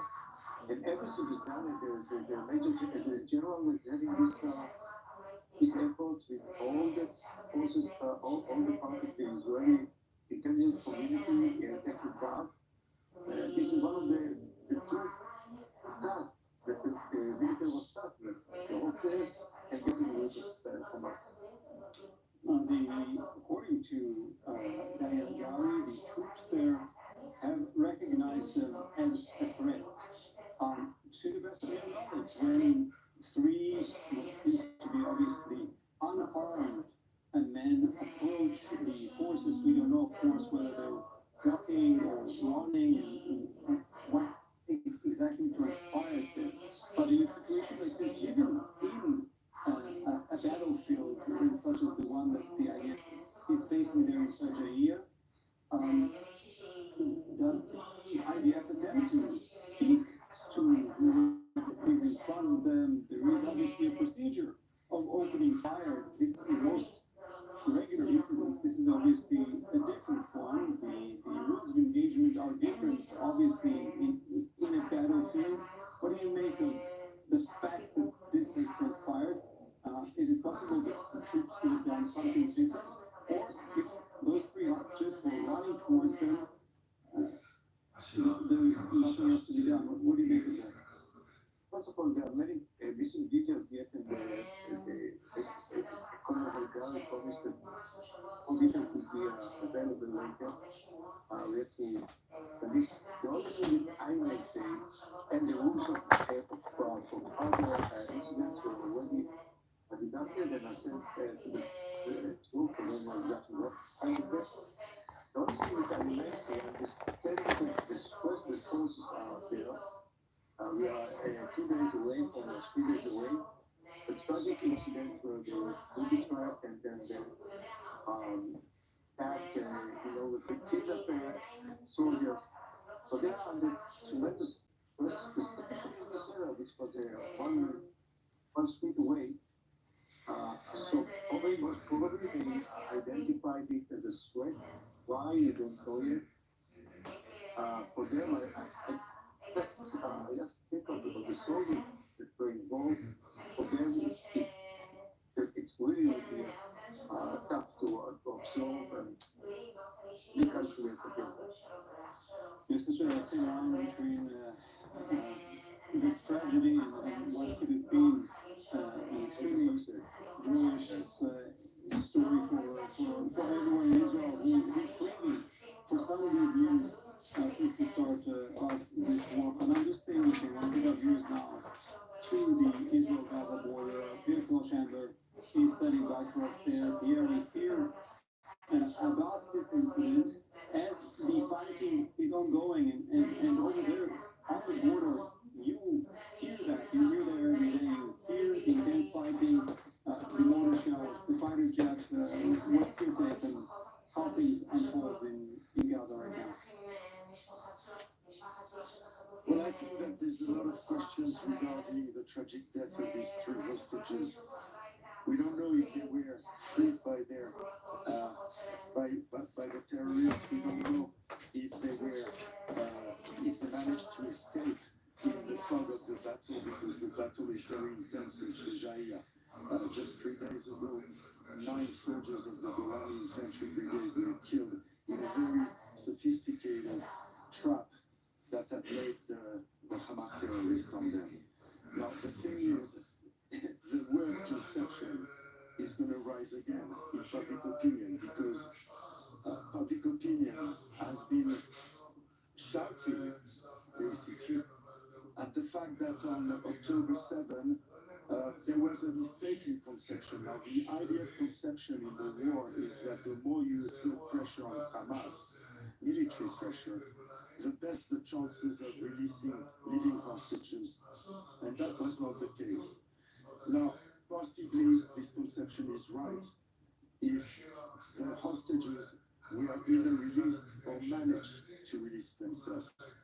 But on the other hand, since the start of the war, only one living hostage has been freed by the army, and the others were corpses of hostages that were found by the IDF during the operation. So there's going to be probably a very acerb debate inside Israeli society about the fate of the hostages and about the fate of that conception that the more you exert military pressure, the best the chances are for the hostages to be released alive. No words to describe the tragedy there in such a area today. Pierre Chandler, the Israel-Gaza border. Thank you for that update. And now for more, I want to go into studio now. I'm joined by IDF Colonel in Reserves, Olivier Rakovich, the IDF spokesperson for international media. Olivier, extremely difficult evening for the Israeli military and for the entire Israeli society. Try to break down for our viewers the information as we know it about what transpired there.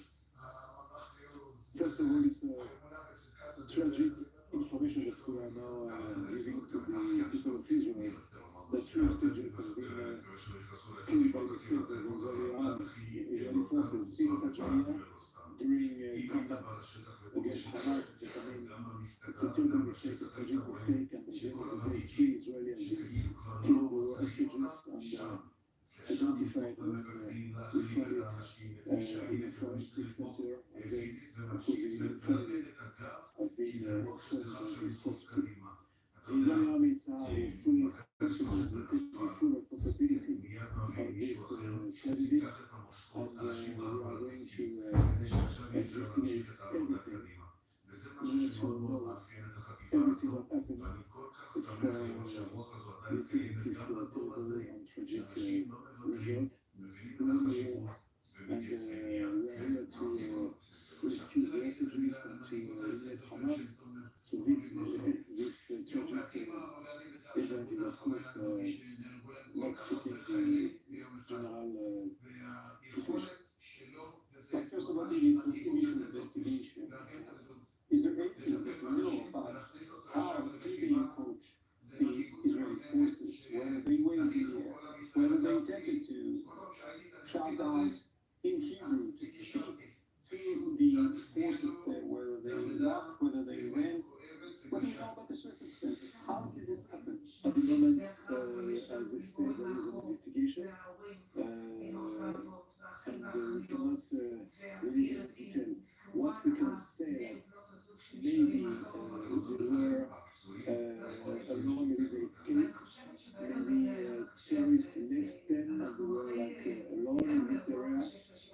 Dr. Sajari, as you know, we had very fierce combats lately, not only there, also in Jubalia, also in other parts of the Gaza Strip. But again, there is tragic results, three hostages have been killed, and investigation is now going on in order to know all the details of this tragedy. Will Israeli troops, when they face with a similar situation in battle in Sajai and Khan Yunis, in other areas, tonight, tomorrow morning, will they act any differently? Would that change the way IDF troops handle situations like this? Yes.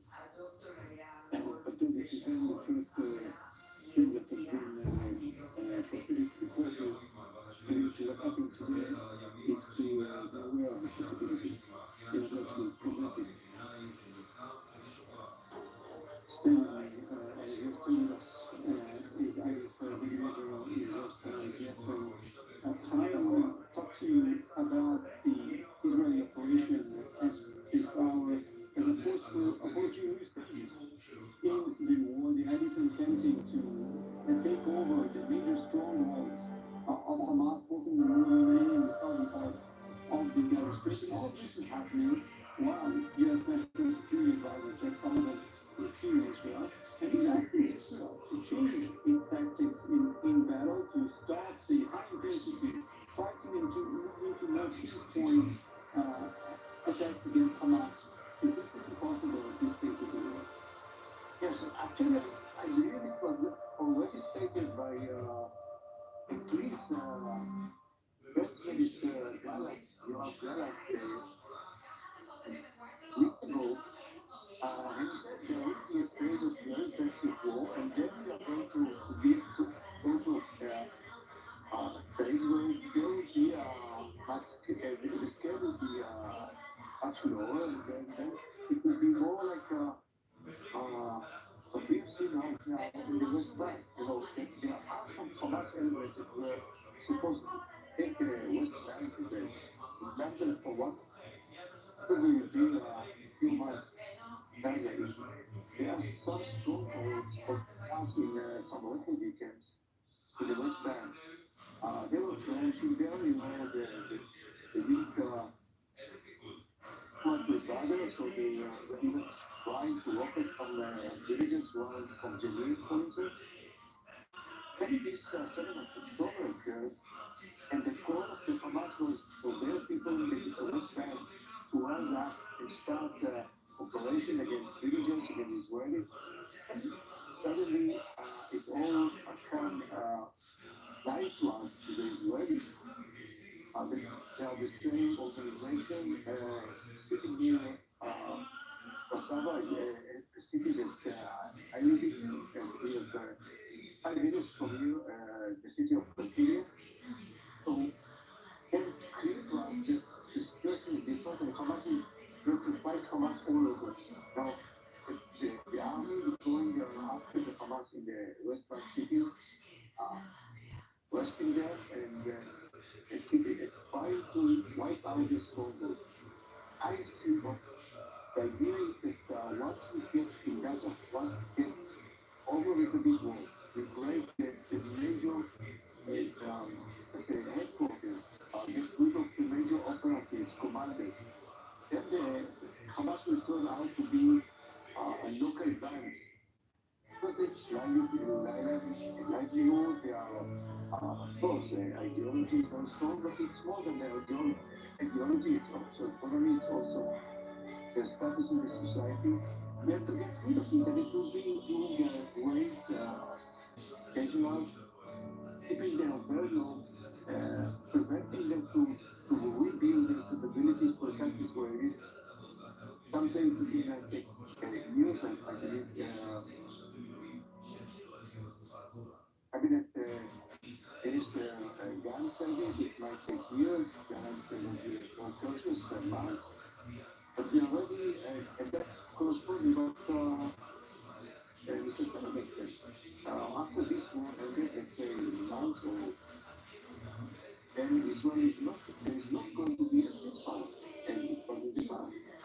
And that could be a situation where we control this good insecurity concerns to constantly attacking, waving, arresting, killing whoever is trying from again the power or trying to have the power in God. Yeah, I want to bring this actually to the conversation. Two points I want to ask you about separate ones. One is that ongoing activity in the West Bank, but just going back to that incident, let's talk about the tactic of the IDF trying to impose as much pressure as possible on Hamas in order to bring about to the release of hostages, but the IDF taking into consideration that when it breaks, for example, the communication between Hamas in the north and the south, when it separates operatives, that there could be a situation in which hostages that are with their captors will also be released.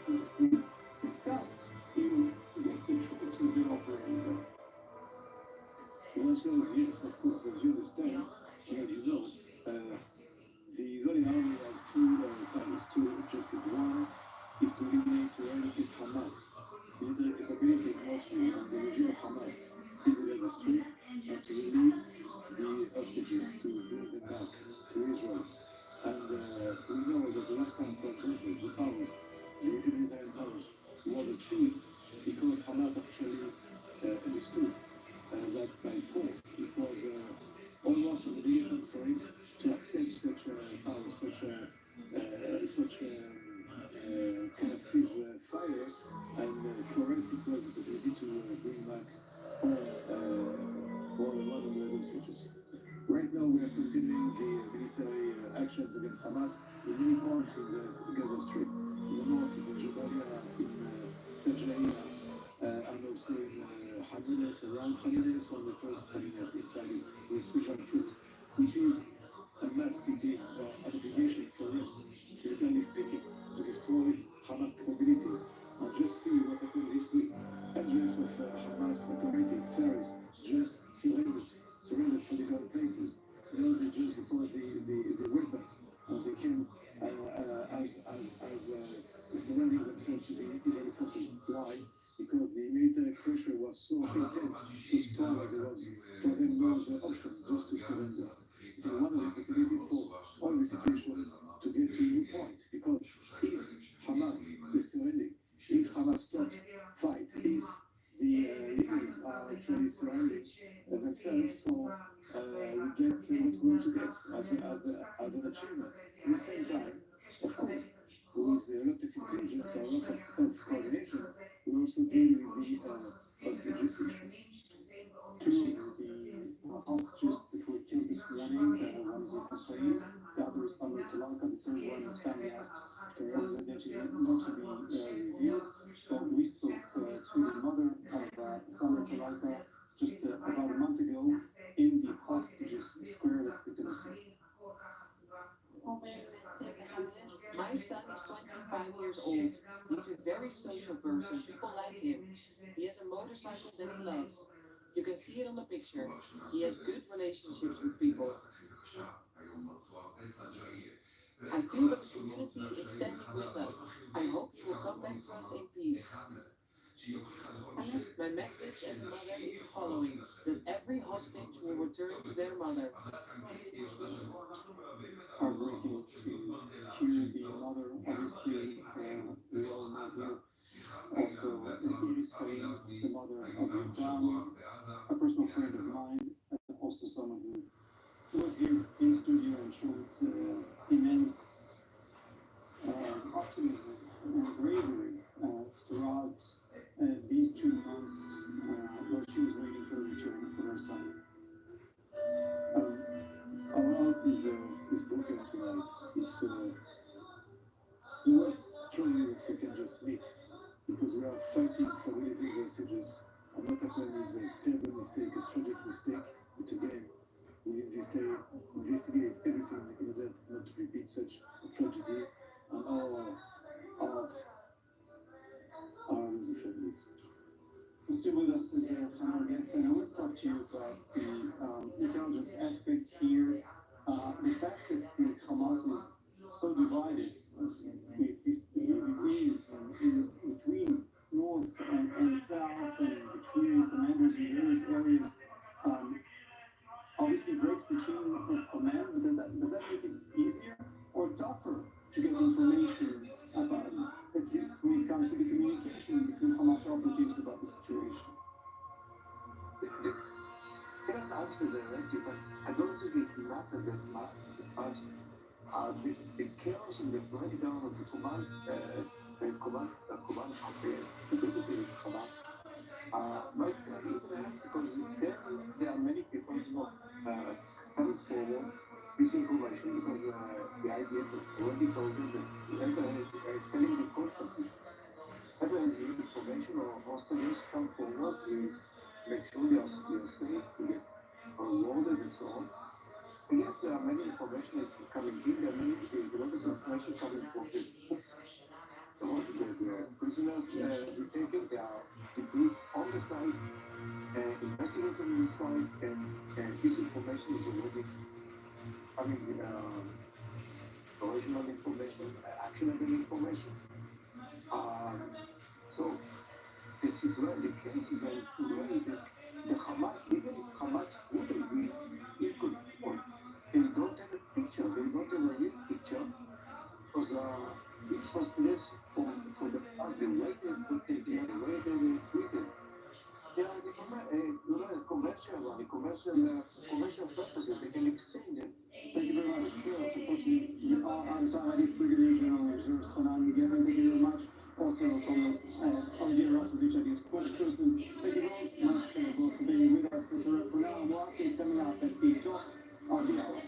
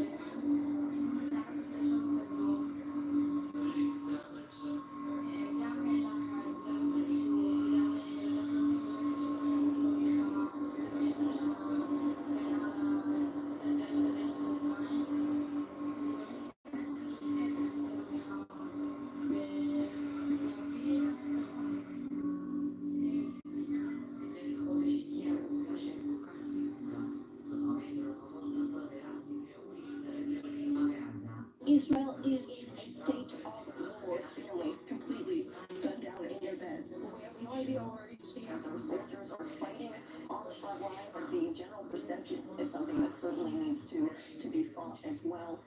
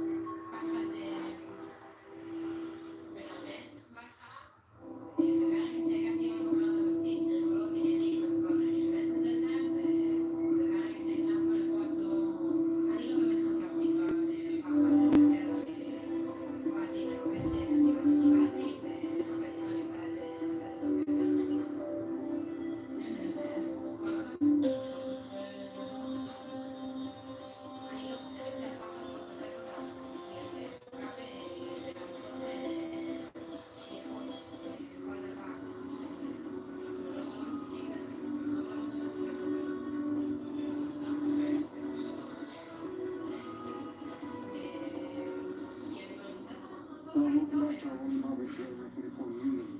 Israel's war now at day 70. A short while ago, IDF spokesperson has briefed the public on a tragic event in which 3 Israeli hostages in Gaza who escaped their captors in the neighborhood of Sajaya were mistakenly shot dead by Israeli troops after running towards them. One of the most devastating incidents that took place since the October 7th massacre. Let's hear spokesperson Daniel Haddad. במהלך ההתראות בסג'עיה, during combat in Shaja'iyya, the IDF mistakenly identified 3 Israeli hostages as a threat. As a result, the troops fired towards them, and they were killed. During searches and checks in the area in which the incident occurred, the suspicion arose over the identities of the deceased.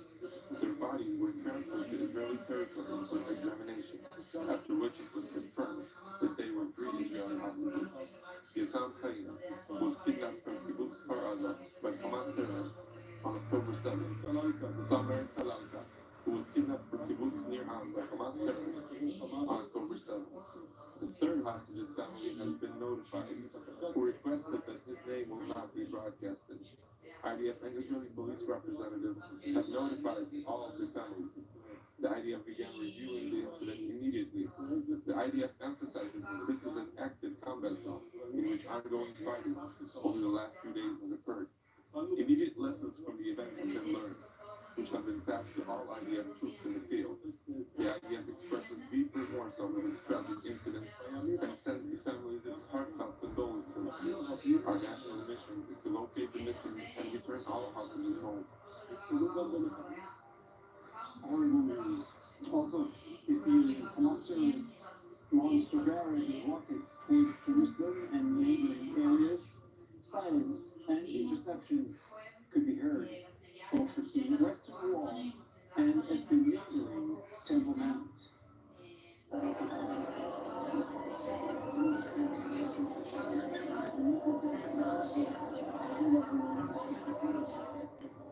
Those rockets impacting both Jewish and Muslim worshippers at some of the holiest places of worship to both religions. Indiscriminate terrorist rocket fire even hit the back of a hospital in the Palestinian city of Ramallah in the West Bank. Earlier this evening, rockets have also been fired out of Gaza into southern Israeli communities and Hezbollah rockets out of Lebanon into Israeli northern communities. This is the IDF continues its ground operation against Hamas in the Gaza Strip. And amid pressure from the U.S. administration, the Israeli Security Cabinet has voted to allow humanitarian aid into Gaza through the territorial crossing, which now will be doubled to 200 trucks a day. Now, for more, I'm joined by IDF Brigadier General in Reserves Hanan Gatran, former commander of the 8200 Intelligence Unit in the IDF. Hanan, thank you very much for joining us. Let's start with this tragic incident. No words to describe the pain and frustration from this unfortunate event. Your first reaction to what we've just heard? Right, it's really devastating because one of the mission of these forces are in the Sajid area to look at the hostages, try to save them, and at the same token, the widow and attack any Hamas command force, operative, whatever is connected to Hamas. And it's a misfortune because that is, this is the reason they were there, to locate these hostages. And there is a huge amount of efforts is done to locate them. It is a very big command force, a command forward command of intelligence guys. They try to locate them, collect any bit of information, and the payload is just one of the darkest days of this year.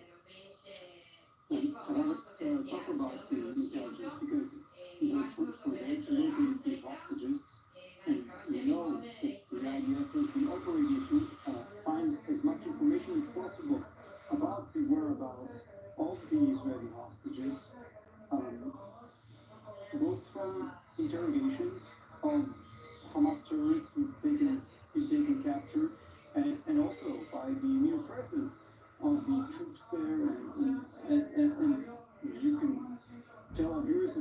so many other technological efforts that the IDF has when it is on the ground. To your knowledge, did the Israeli military even know that there are hostages in that hostile environment there in such an area? I don't know exactly about this communication, but we know is that I get know based on previous cases is that there is no one place, there is no one entity, there is no one group that is holding the hostage, rather they were treated in different places by different people. And more than that, through during the they will pass from one to another for various reasons. We don't know even what reason. And this is one of the problems of us, I believe, of trying when coming to the negotiating table. They cannot promise that they can gather the right people, the right order, the right categories, whatever we were talking 2 weeks ago.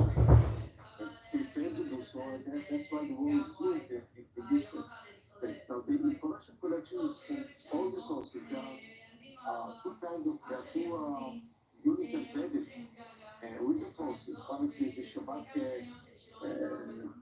people, and the other one is Unit 504, which is joining the forces to interrogate, to debrief whenever they can, gather immediate information to support the force. And on top of it all, the other collection efforts is on the hands and Israel people who have other collection capabilities and maybe observation and I would say electronic intelligence of various sources, and everything is done. There's a general is having this efforts with all the forces, all the part of the Israeli intelligence community taking part. This is one of the two tasks that the military was tasked with: the warfare and getting rid of Hamas.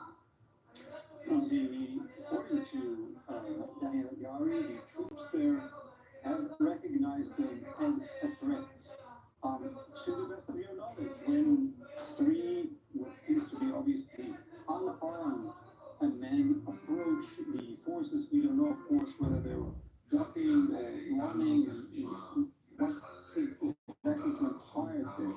But in a situation like this, even a battlefield such as the one that the IDF is facing there in Caregiver, does the IDF attempt to speak to whoever is in front of them? There is obviously a procedure of opening fire. The most regular incidents is obviously a different one. The rules of engagement are different, obviously, in a battlefield. What do you make of the fact that this has transpired? Is it possible that the troops could have done something different? Or if those hostages were running towards them, there's nothing else to be done. What do you make of that? First of all, there are many missing figures yet in the Colonel Haidari promised that more details will be available later. We have to, the only thing that I may say, and the rules of other incidents were already adopted, and I think the group, I don't know exactly what kind of them. The only thing that I may say, I understand that the stress the forces are there. We are 2 days away, almost 3 days away. A tragic incident where the booby trap and then attack, the kidnap soldiers. But they are under tremendous stress, specifically in this area. That's why they are one street away. So most probably they identify this as a threat. Why we don't know yet. For them, I just think of the soldiers that were involved. For them, it's really tough to absorb and recalculate again. There's such a thin line between this tragedy and what could have been an extremely glorious story for everyone in Israel who is craving for some good news since the start of this war. And I'm just curious, I want to take our views now to the Israel-Gaza border, Pierre Porchander, is standing by for us there. Yeah, we hear about this incident as the fighting is ongoing and over there on the border. You hear that. You hear that every day. You hear the intense fighting, the mortar shells, the fighting jets. What's your take on how things unfold in Gaza right now? Well, I think that there's a lot of questions regarding the tragic death of these three hostages. We don't know if they were freed by the terrorists. We don't know if they were if they managed to escape in the fog of the battle, because the battle is very intense in Shujaiya. Just 3 days ago, 9 soldiers of the Golani Infantry Brigade were killed in a very sophisticated trap that have laid the Hamas terrorists under. Now, the thing is, the word conception is going to rise again, public opinion, because public opinion has been shouting, basically, at the fact that on October 7, there was a mistaken conception. Now, the IDF conception in the war is that the more you exert pressure on Hamas, military pressure, the best the chances of releasing living hostages. That was not the case. Now, possibly this conception is right if the hostages were either released or managed to release themselves. But on the other hand, since the start of the war, only one living hostage has been freed by the army, and the others were corpses of hostages that were found by the IDF during the operation. So there's going to be probably a very acerb debate inside Israeli society about the fate of the hostages and about the fate of that conception that the more you exert military pressure, the best the chances are for the hostages to be released alive. Many things about the tragedies there in Syria earlier today. Here's Russia and Israel Gaza border. Thank you for that update. And now for more, I want to go to you now. I'm joined by IDF Colonel Images Olivier Rakovich, the IDF spokesperson for international media. Olivier, extremely difficult evening for the Israeli military and for the entire Israeli society. Try to break down for our viewers the information as we know it about what transpired there. First of all, it's a tragic information that we are now giving to the people of Israel. The 3 hostages have been killed by mistake by the Israeli army, the Israeli forces in Shujaiya during combat against Hamas. But I mean, it's a terrible mistake, a tragic mistake, and at the end of the day, 3 Israelis killed the hostages and identified when we found it in a forest, etc. Because the families have been informed and dispatched. The Israeli army Israel is fully responsible, and taking full responsibility of this tragedy, and we are going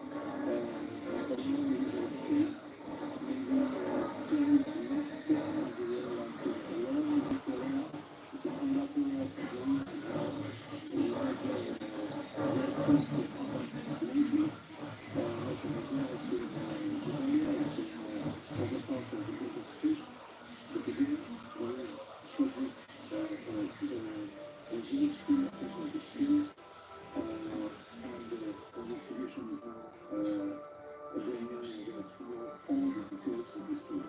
What is very true, when they're faced with a similar situation in battle, in Tanzania, in communities, in other areas, tonight, tomorrow morning, will they act any differently? That change the way our troops handle situations like this. And of course, it is very, of course, thing that has been transmitted to the country related to what happened today is to be aware of this possibility in order to present it. Stay with me, I will end up with Ali for doing the results command work. I want to talk to you about the Israeli operation at this hour as opposed to approaching rapidly in the war. They are intending to take over the major strongholds of Hamas, both in the northern and in the southern part of the Gaza Strip. And all of this is happening while U.S. National Security Advisor Jake Sullivan is here in Israel, and he's asking Israel to change its tactics in battle to stop the high-intensity fighting and to move into more pinpoint attacks against Hamas. Is this really possible at this stage of the war? Yes, actually, I believe it was already stated by at least First Minister Gallant, Yoav Gallant, week ago. He said there would be a phase of very intensive war, and then we are going to be to a total phase where there will be the scale will be much lower, and then it will be more like what we've seen now in the West Bank. There are some Hamas elements that were supposed to take the West Bank as an example for what probably will be a few months. Gaza is. There are some strongholds of Hamas in some refugee camps in the West Bank. They were flourishing there, they didn't much rebuttal, so they were even trying to welcome some villages from Jenin, for instance. Then this 7th of October occurred, and the goal of the Hamas was for their people in the West Bank to rise up and start operation against villages, against Israelis. And suddenly, it all come live to us, the Israelis. They are the same organization sitting here, Rashava, a city that I live in, and we have 5 minutes from you, the city of Caregiver. So, and clear to us that the situation is different, and Hamas is there to fight Hamas all over. Now, the army is going after the Hamas in the West Bank cities, arresting them and trying to wipe out their stronghold. I see what the idea is that once we get in Gaza, once we get over with the big war, we break the major the headquarters, get rid of the major operatives, commanders. Then the Hamas will turn out to be a local band. But it's livelihood, of course, ideology is very strong, but it's more than ideology, it's also economy, it's also the status in the society. We have to get rid of it, and it will be doing raids, casual, keeping their value, preventing them to rebuild their capabilities to attack Israelis. Something that will take years, and I believe Cabinet Minister Gantz said it might take years. Gantz was more cautious and months. But we are ready, and that corresponds with what Mr. Sullivan said. After this war ended, let's say months or then Israel is not, there is not going to be a ceasefire as it was in the past. And that will be a situation where Israel will control its security concerns to constantly attacking, raiding, arresting, killing whoever is trying to come again to power or try like the fact that following that. Well, again, I want to bring you back into the conversation. Two points I want to ask you about separate ones. One is the ongoing activity in the West Bank, but just going back to that incident. Let's talk about the tactic of the IDF, trying to impose as much pressure as possible on Hamas in order to bring about to the release of hostages. But the IDF taking into consideration that when it breaks, for example, the communication between Hamas and the south, when it separates operatives, that there could be a situation in which hostages that are with their captors could also be released. This is being discussed with the troops as they're operating there. Well, so it's yes, of course, as you understand, and as you know, the Israeli army has two targets, two objectives. One is to eliminate, to eradicate Hamas. Its capabilities mostly, and the regime of Hamas in the Gaza Strip, and to release the hostages, to bring them back to Israel. And we know that the last time, for example, the pause, the humanitarian pause, was achieved because Hamas actually understood that by force it was almost an obligation for us to accept such a pause, such a kind of ceasefire, and for us it was easy to bring back all of the hostages. Right now we are continuing the military actions against Hamas in many points in the Gaza Strip, in the north, in Jabalia, in Sajaiya, and also in Khan Younis, around Khan Younis, on the coast of Khan Younis, inside with special troops. It is a must, it is an obligation for us, militarily speaking, to destroy Hamas capabilities. And just see what happened this week. Hundreds of Hamas operatives, terrorists, just surrendered for different places. Now they just deploy the weapons as they can, surrendering themselves to the Israeli forces. Why? Because the military pressure was so intense, so strong that there was for them no other option just to surrender. It is one of the possibilities for all the situations to get to a new point. Because if Hamas is surrendering, if Hamas stops fight, if the leaders are actually surrendering themselves, so we get what we want to get as an achievement. At the same time, of course, with a lot of intelligence, a lot of coordination, we also deal with the hostages issue. Two of the hostages that were killed this morning, one is Ukraine, the other is Samir Talanka, the third one is family asked not to be revealed. Well, we spoke to the mother of Samir Talanka just about a month ago in the hostages square with My son is 25 years old. He's a very social person. People like him. He has a motorcycle that he loves. You can see it on the picture. He has good relationships with people. I feel that the community is standing with us. I hope he will come back to us in peace. My message as a mother is the following: that every hostage will return to their mother. heartbreaking to hear the mother. Obviously, we all know here also in Spain, the mother of Islam, a personal friend of mine, and also someone who was here in studio and showed immense optimism and bravery throughout these 2 months while she was waiting for the return of her son. Our heart is broken tonight. It's the worst tragedy that we can just meet, because we are fighting for releasing the hostages. And what happened is a terrible mistake, a tragic mistake. But again, we will investigate everything in order not to repeat such a tragedy.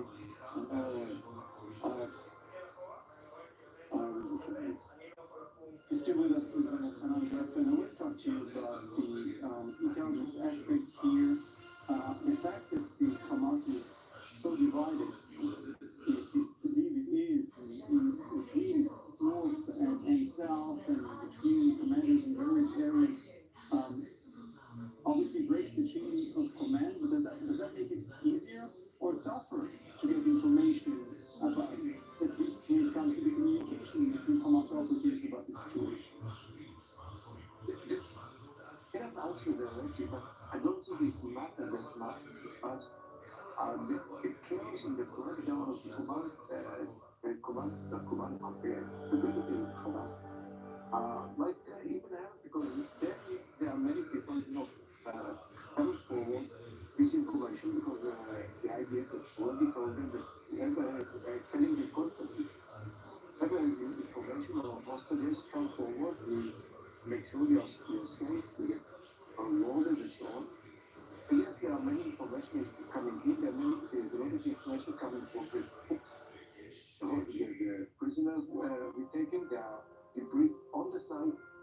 investigated on the site, and this information is already, I mean, original information, actionable information. So the situation, the cases are really the Hamas, even if Hamas wouldn't be in control, they don't have a picture, they don't have a real picture, because this was placed for the past, the way they were taken, the way they were treated. Yeah, you know, commercial purposes, they can exchange it. Thank you very much. Unfortunately, we are out of time. I give Brigadier General Reserves, and I'm going to give you very much also from Olivier Rakovic, the spokesperson. Thank you very much both for being with us. So for now, more updates coming up at the top of the hour.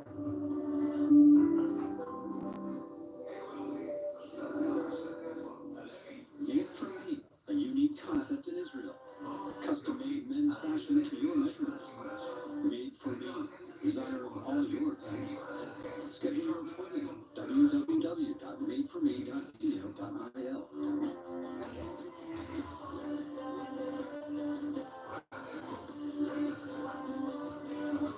Made for Me, official dress room by 24 News. Ladies and gentlemen,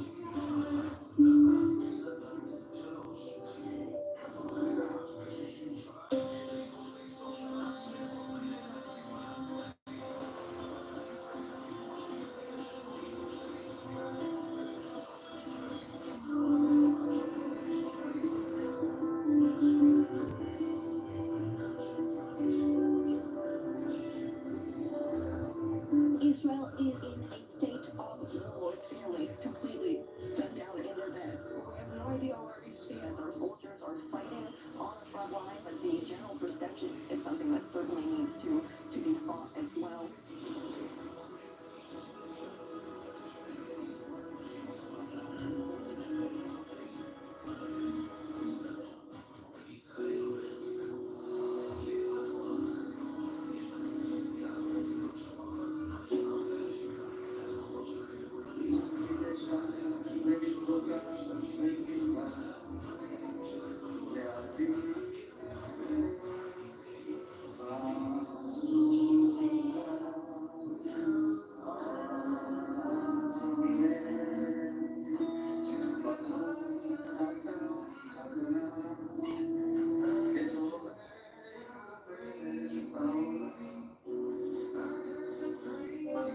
Esta semana en el 24, Israel bajo ataque.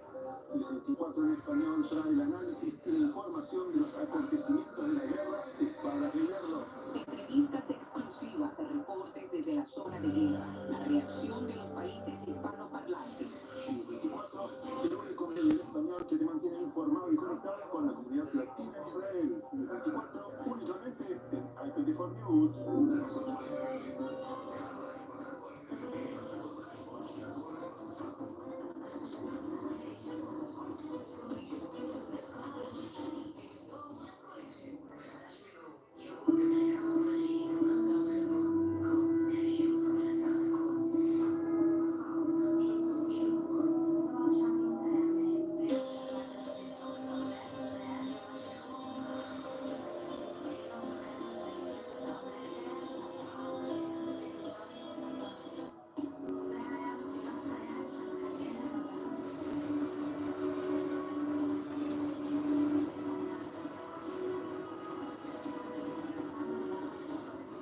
Welcome back, Channel 1 coverage here after 24 years of Israel's war, now at day 17.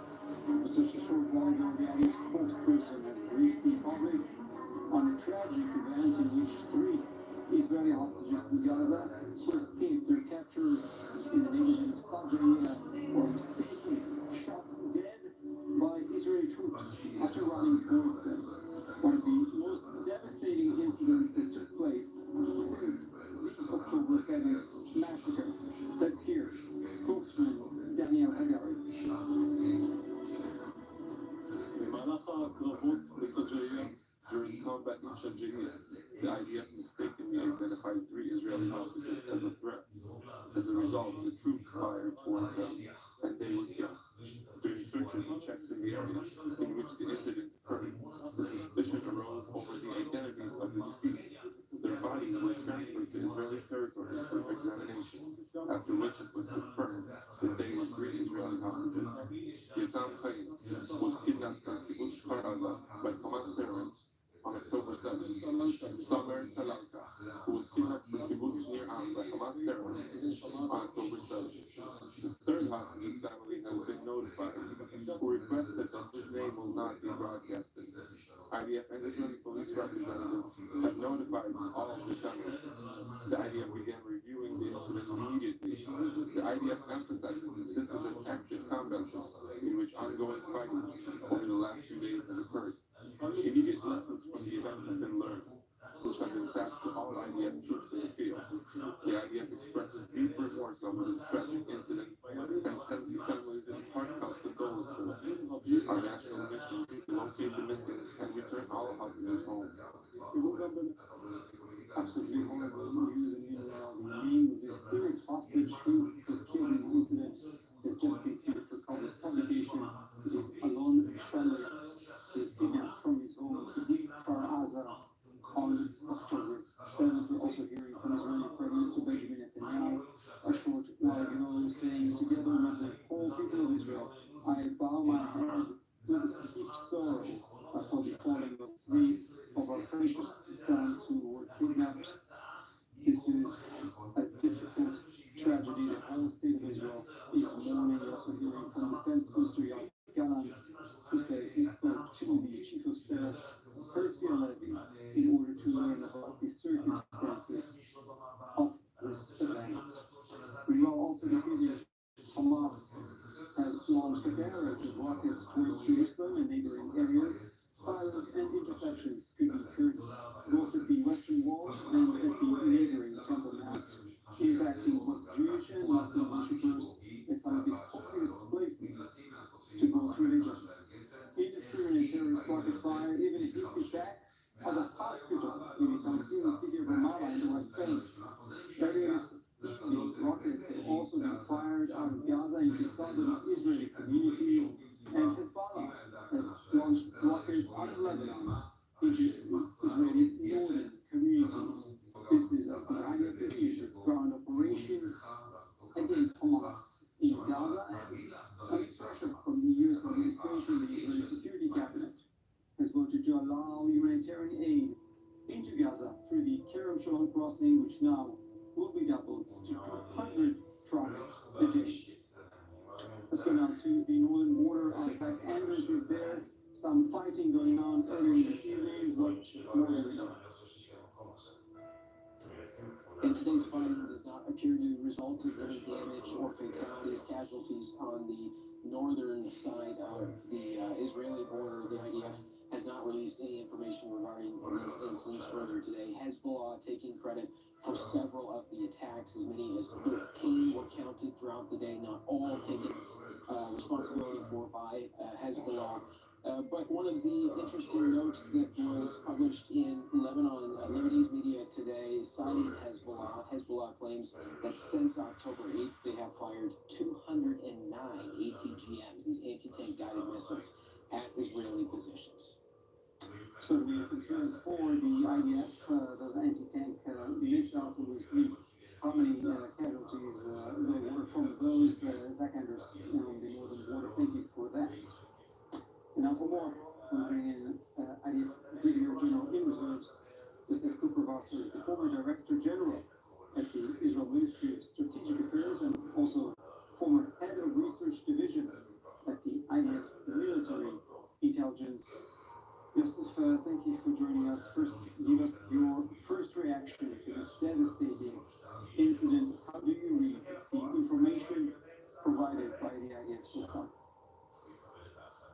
It's heartbreaking, of course. Terrible news. And I understand the way something like that can happen. Nobody expects the hostages to walk in the street. It's unguarded. This is something that nobody could expect, and probably from the point of view of the soldiers, they looked suspicious and threatening. And this can happen. War is the kingdom of uncertainty, and something like that can happen. And we also we were told 2 days ago that about 13 another number of soldiers that were killed in friendly fire incidents. So this is part of fighting a war. It's heartbreaking, but it happens. Well, the IU spokesman said that lessons will be learned very quickly and will be delivered as well to the troops on the ground.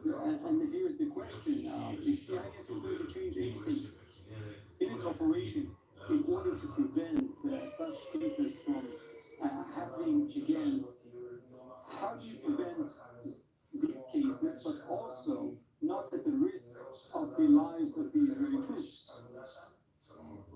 Well, basically, we expect the soldiers to fire only when they identify that there is a risk, that there is a capability, and there is an intention on behalf of the people who are shooting at to harm you. But in this battlefield, the reason they shot was that they had already seen incidents in which people that were not armed carried explosive charges, and that's not necessarily a weapon. So it's a more complicated situation. I'm sure that they are now going to learn the lesson and be more cautious and take bigger caution before they start shooting. But in the end of the day, the next case can be just the opposite one. Something really is going to happen because of being too cautious. That's you're both the two contradicting considerations that might really make your ability to maneuver more difficult. I'm sure that they're going to pay some attention to that and find a way to overcome this contradiction. Yes, that is, of course, the very complicated situation. Fighting a terror group like Hamas, trying to impose as much pressure on these terrorists in these very hostile conditions, while at the same time, at least wanting to save the lives or spare those Israeli hostages who are embedded with these terrorists. How do you see the stages of the war so far? The idea is expected to be in control of the northern part of the Gaza Strip by now, but you see that hasn't happened yet. It is taking time. I don't think there are any deadlines here that by that time the army should have full control of the northern part of Gaza. We know that it's going to be a long war, and we are trying to be as cautious as possible, but determined to achieve our goals at the same time. And it takes time. Hamas has prepared this battlefield for 20 years for this purpose, for this eventuality. And there's no surprise that it's going to take time. We have to deal with the threats over the ground and the threats under the ground, and it's taking time. The good thing is that I see is that the pressures of Hamas are growing. I see that the Americans understand that we need time, and they try not to push us with time limits. And the fact that those three hostages were actually left unguarded is another example of another evidence for the pressure, the growing pressure of the Hamas and the other terrorists in the Gaza Strip. That's a reflection of that situation. Unfortunately, it didn't end up the way we would like it to end up. But yes, this is another example of the pressure put on the Hamas terrorists, and I think we're moving in the right direction. There's no hesitancy on the Israeli side regarding the goals of this operation, of this war, and these goals are going to be achieved sooner or later. Yes, and we did hear Defense Minister Yoav Gallant speaking to Jake Sullivan just yesterday, saying that Hamas has built its capabilities over so many years, and therefore this is a war that will take many months to accomplish. And obviously, this does have prices, both in terms of the human resources, so many obviously soldiers losing their lives. Unfortunately, this is what happens in war.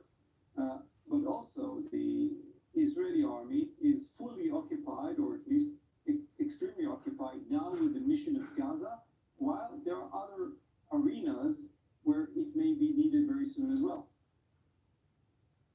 Definitely. We focus on the mission in Gaza because we were provoked from Gaza. mission right now is to make sure that Hamas loses its capability to launch terror attacks from Gaza, and that the hostages are freed, and that the situation that will prevail in Gaza, once we finish the immediate two goals, is going to be such that nobody should be worried about threats emanating from the Gaza Strip in the future, so that people living in the areas around Gaza can come back to the community. That is the goal that we are focusing on. We know that if we achieve this goal, then this is going to have a very positive impact on our ability to reach our goals in the other fronts that are now also intensive, but less intensive than the south, than Gaza. And we hope that this will enable us to put pressure on Hezbollah to accept some sort of an arrangement under which their forces are going to be at least deployed north of the Litani, and we should be able to take action if they cross the Litani southwards. And at the same time, we also have to be ready to handle the threats coming from the Houthis in Yemen. Hopefully, this is going to be done together with the international community forces led by the Americans. I hope this is going to be the case regarding the Houthis. Anyhow, one thing is clear: we have to keep very close relations with the close understandings with our American friends who are together with us in this. We fight. We pay the heaviest price, but the Americans are in it as well, and we have to make sure that we have full understanding about the goals and the means that we are going to use in order to achieve the goals. And as long as we stand together, the chances that we are going to eventually reach our goals is quite good. Mr. Professor, just stay with us. We do want to go to southern Israel now. Our Pierre Kolschander is standing by for us in the city of Ashkelon. And Pierre, Ashkelon has been the target of most of those Hamas missiles since the start of this war, but we are seeing a slow change in that over the past week.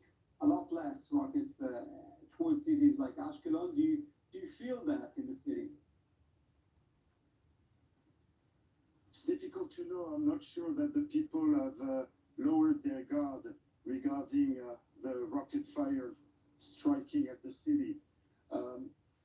It's indeed the hardest city in Israel, with 130,000 inhabitants and 70,000 of them without a private shelter, which creates a lot of complex situation for the population. You don't have also these mobile shelters on the streets in Ashkelon, because Ashkelon is beyond the 7-kilometer range that was originally defined by the Israeli government for those cities entitled to have mobile shelters. It's beyond the range of 7 kilometers, but the range of 7 kilometers was defined at the early 2000s, and the situation has critically evolved since then, with rocket launches that can reach regions that are north of Tel Aviv. So in Ashkelon, there's a lot of fear because of the fact that the population is vulnerable. And even though there haven't been rocket strikes on the city for the past few days, that doesn't mean much. We had just at 5 p.m. local time this evening a rocket launch toward Jerusalem. So I don't think that Ashkelon feels spared by rocket fire at this point. Yes, certainly. Israeli civilians all over the country need to stay vigilant as the threat of those rockets continues to be active in all parts of Israel. Pierre Kolschander in Ashkelon, thank you for that. Still with me, Yossi Professor. Last question to you is about the Houthis. We saw the Danish shipping company today announcing it will not operate in the Red Sea anymore under this threat of the Houthis. How do you see any sort of international cooperation that will change this situation? Well, I think that this decision by this shipping company is a message to the international community to do something about it, because the threat is not only for Israeli shipping, it's a threat for the international maritime activity in this region, and this is going to have a very negative impact on the Egyptian economy and on the international economy. So it's clear that this task of dealing with the Houthis is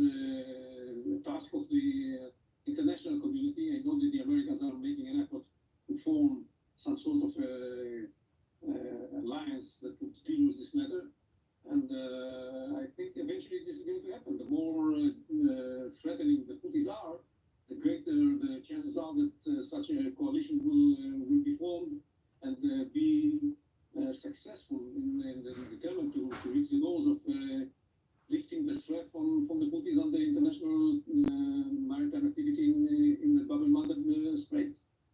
I think this is going to happen pretty soon. Well, for now, the burden of proof is on those Western powers. As so far, the damage has been caused. It continues, and the Houthis continue to operate in those straits of Bab el-Mandeb, creating chaos not just for Israeli economy, but for shipping around this area, impacting also Egypt, other countries in the region, but even China, because of course shipping most of those goods that make their way into the Middle East and into Europe. Last word from you. How do you see the situation evolving in the coming weeks?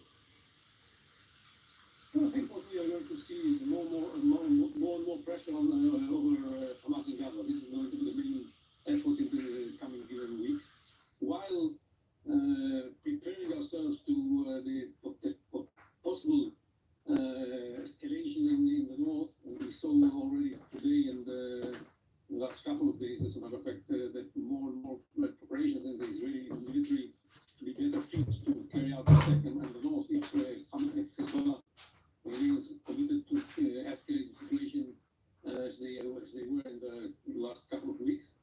And if they refuse to accept an arrangement that would keep them north of the Litani River.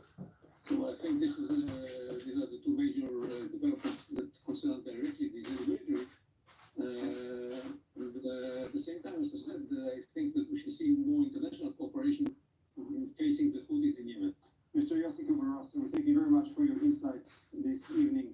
Many things for the Israeli government to consider. And now, the taking of hostages into Gaza of women and children has left behind husbands and fathers struggling with feelings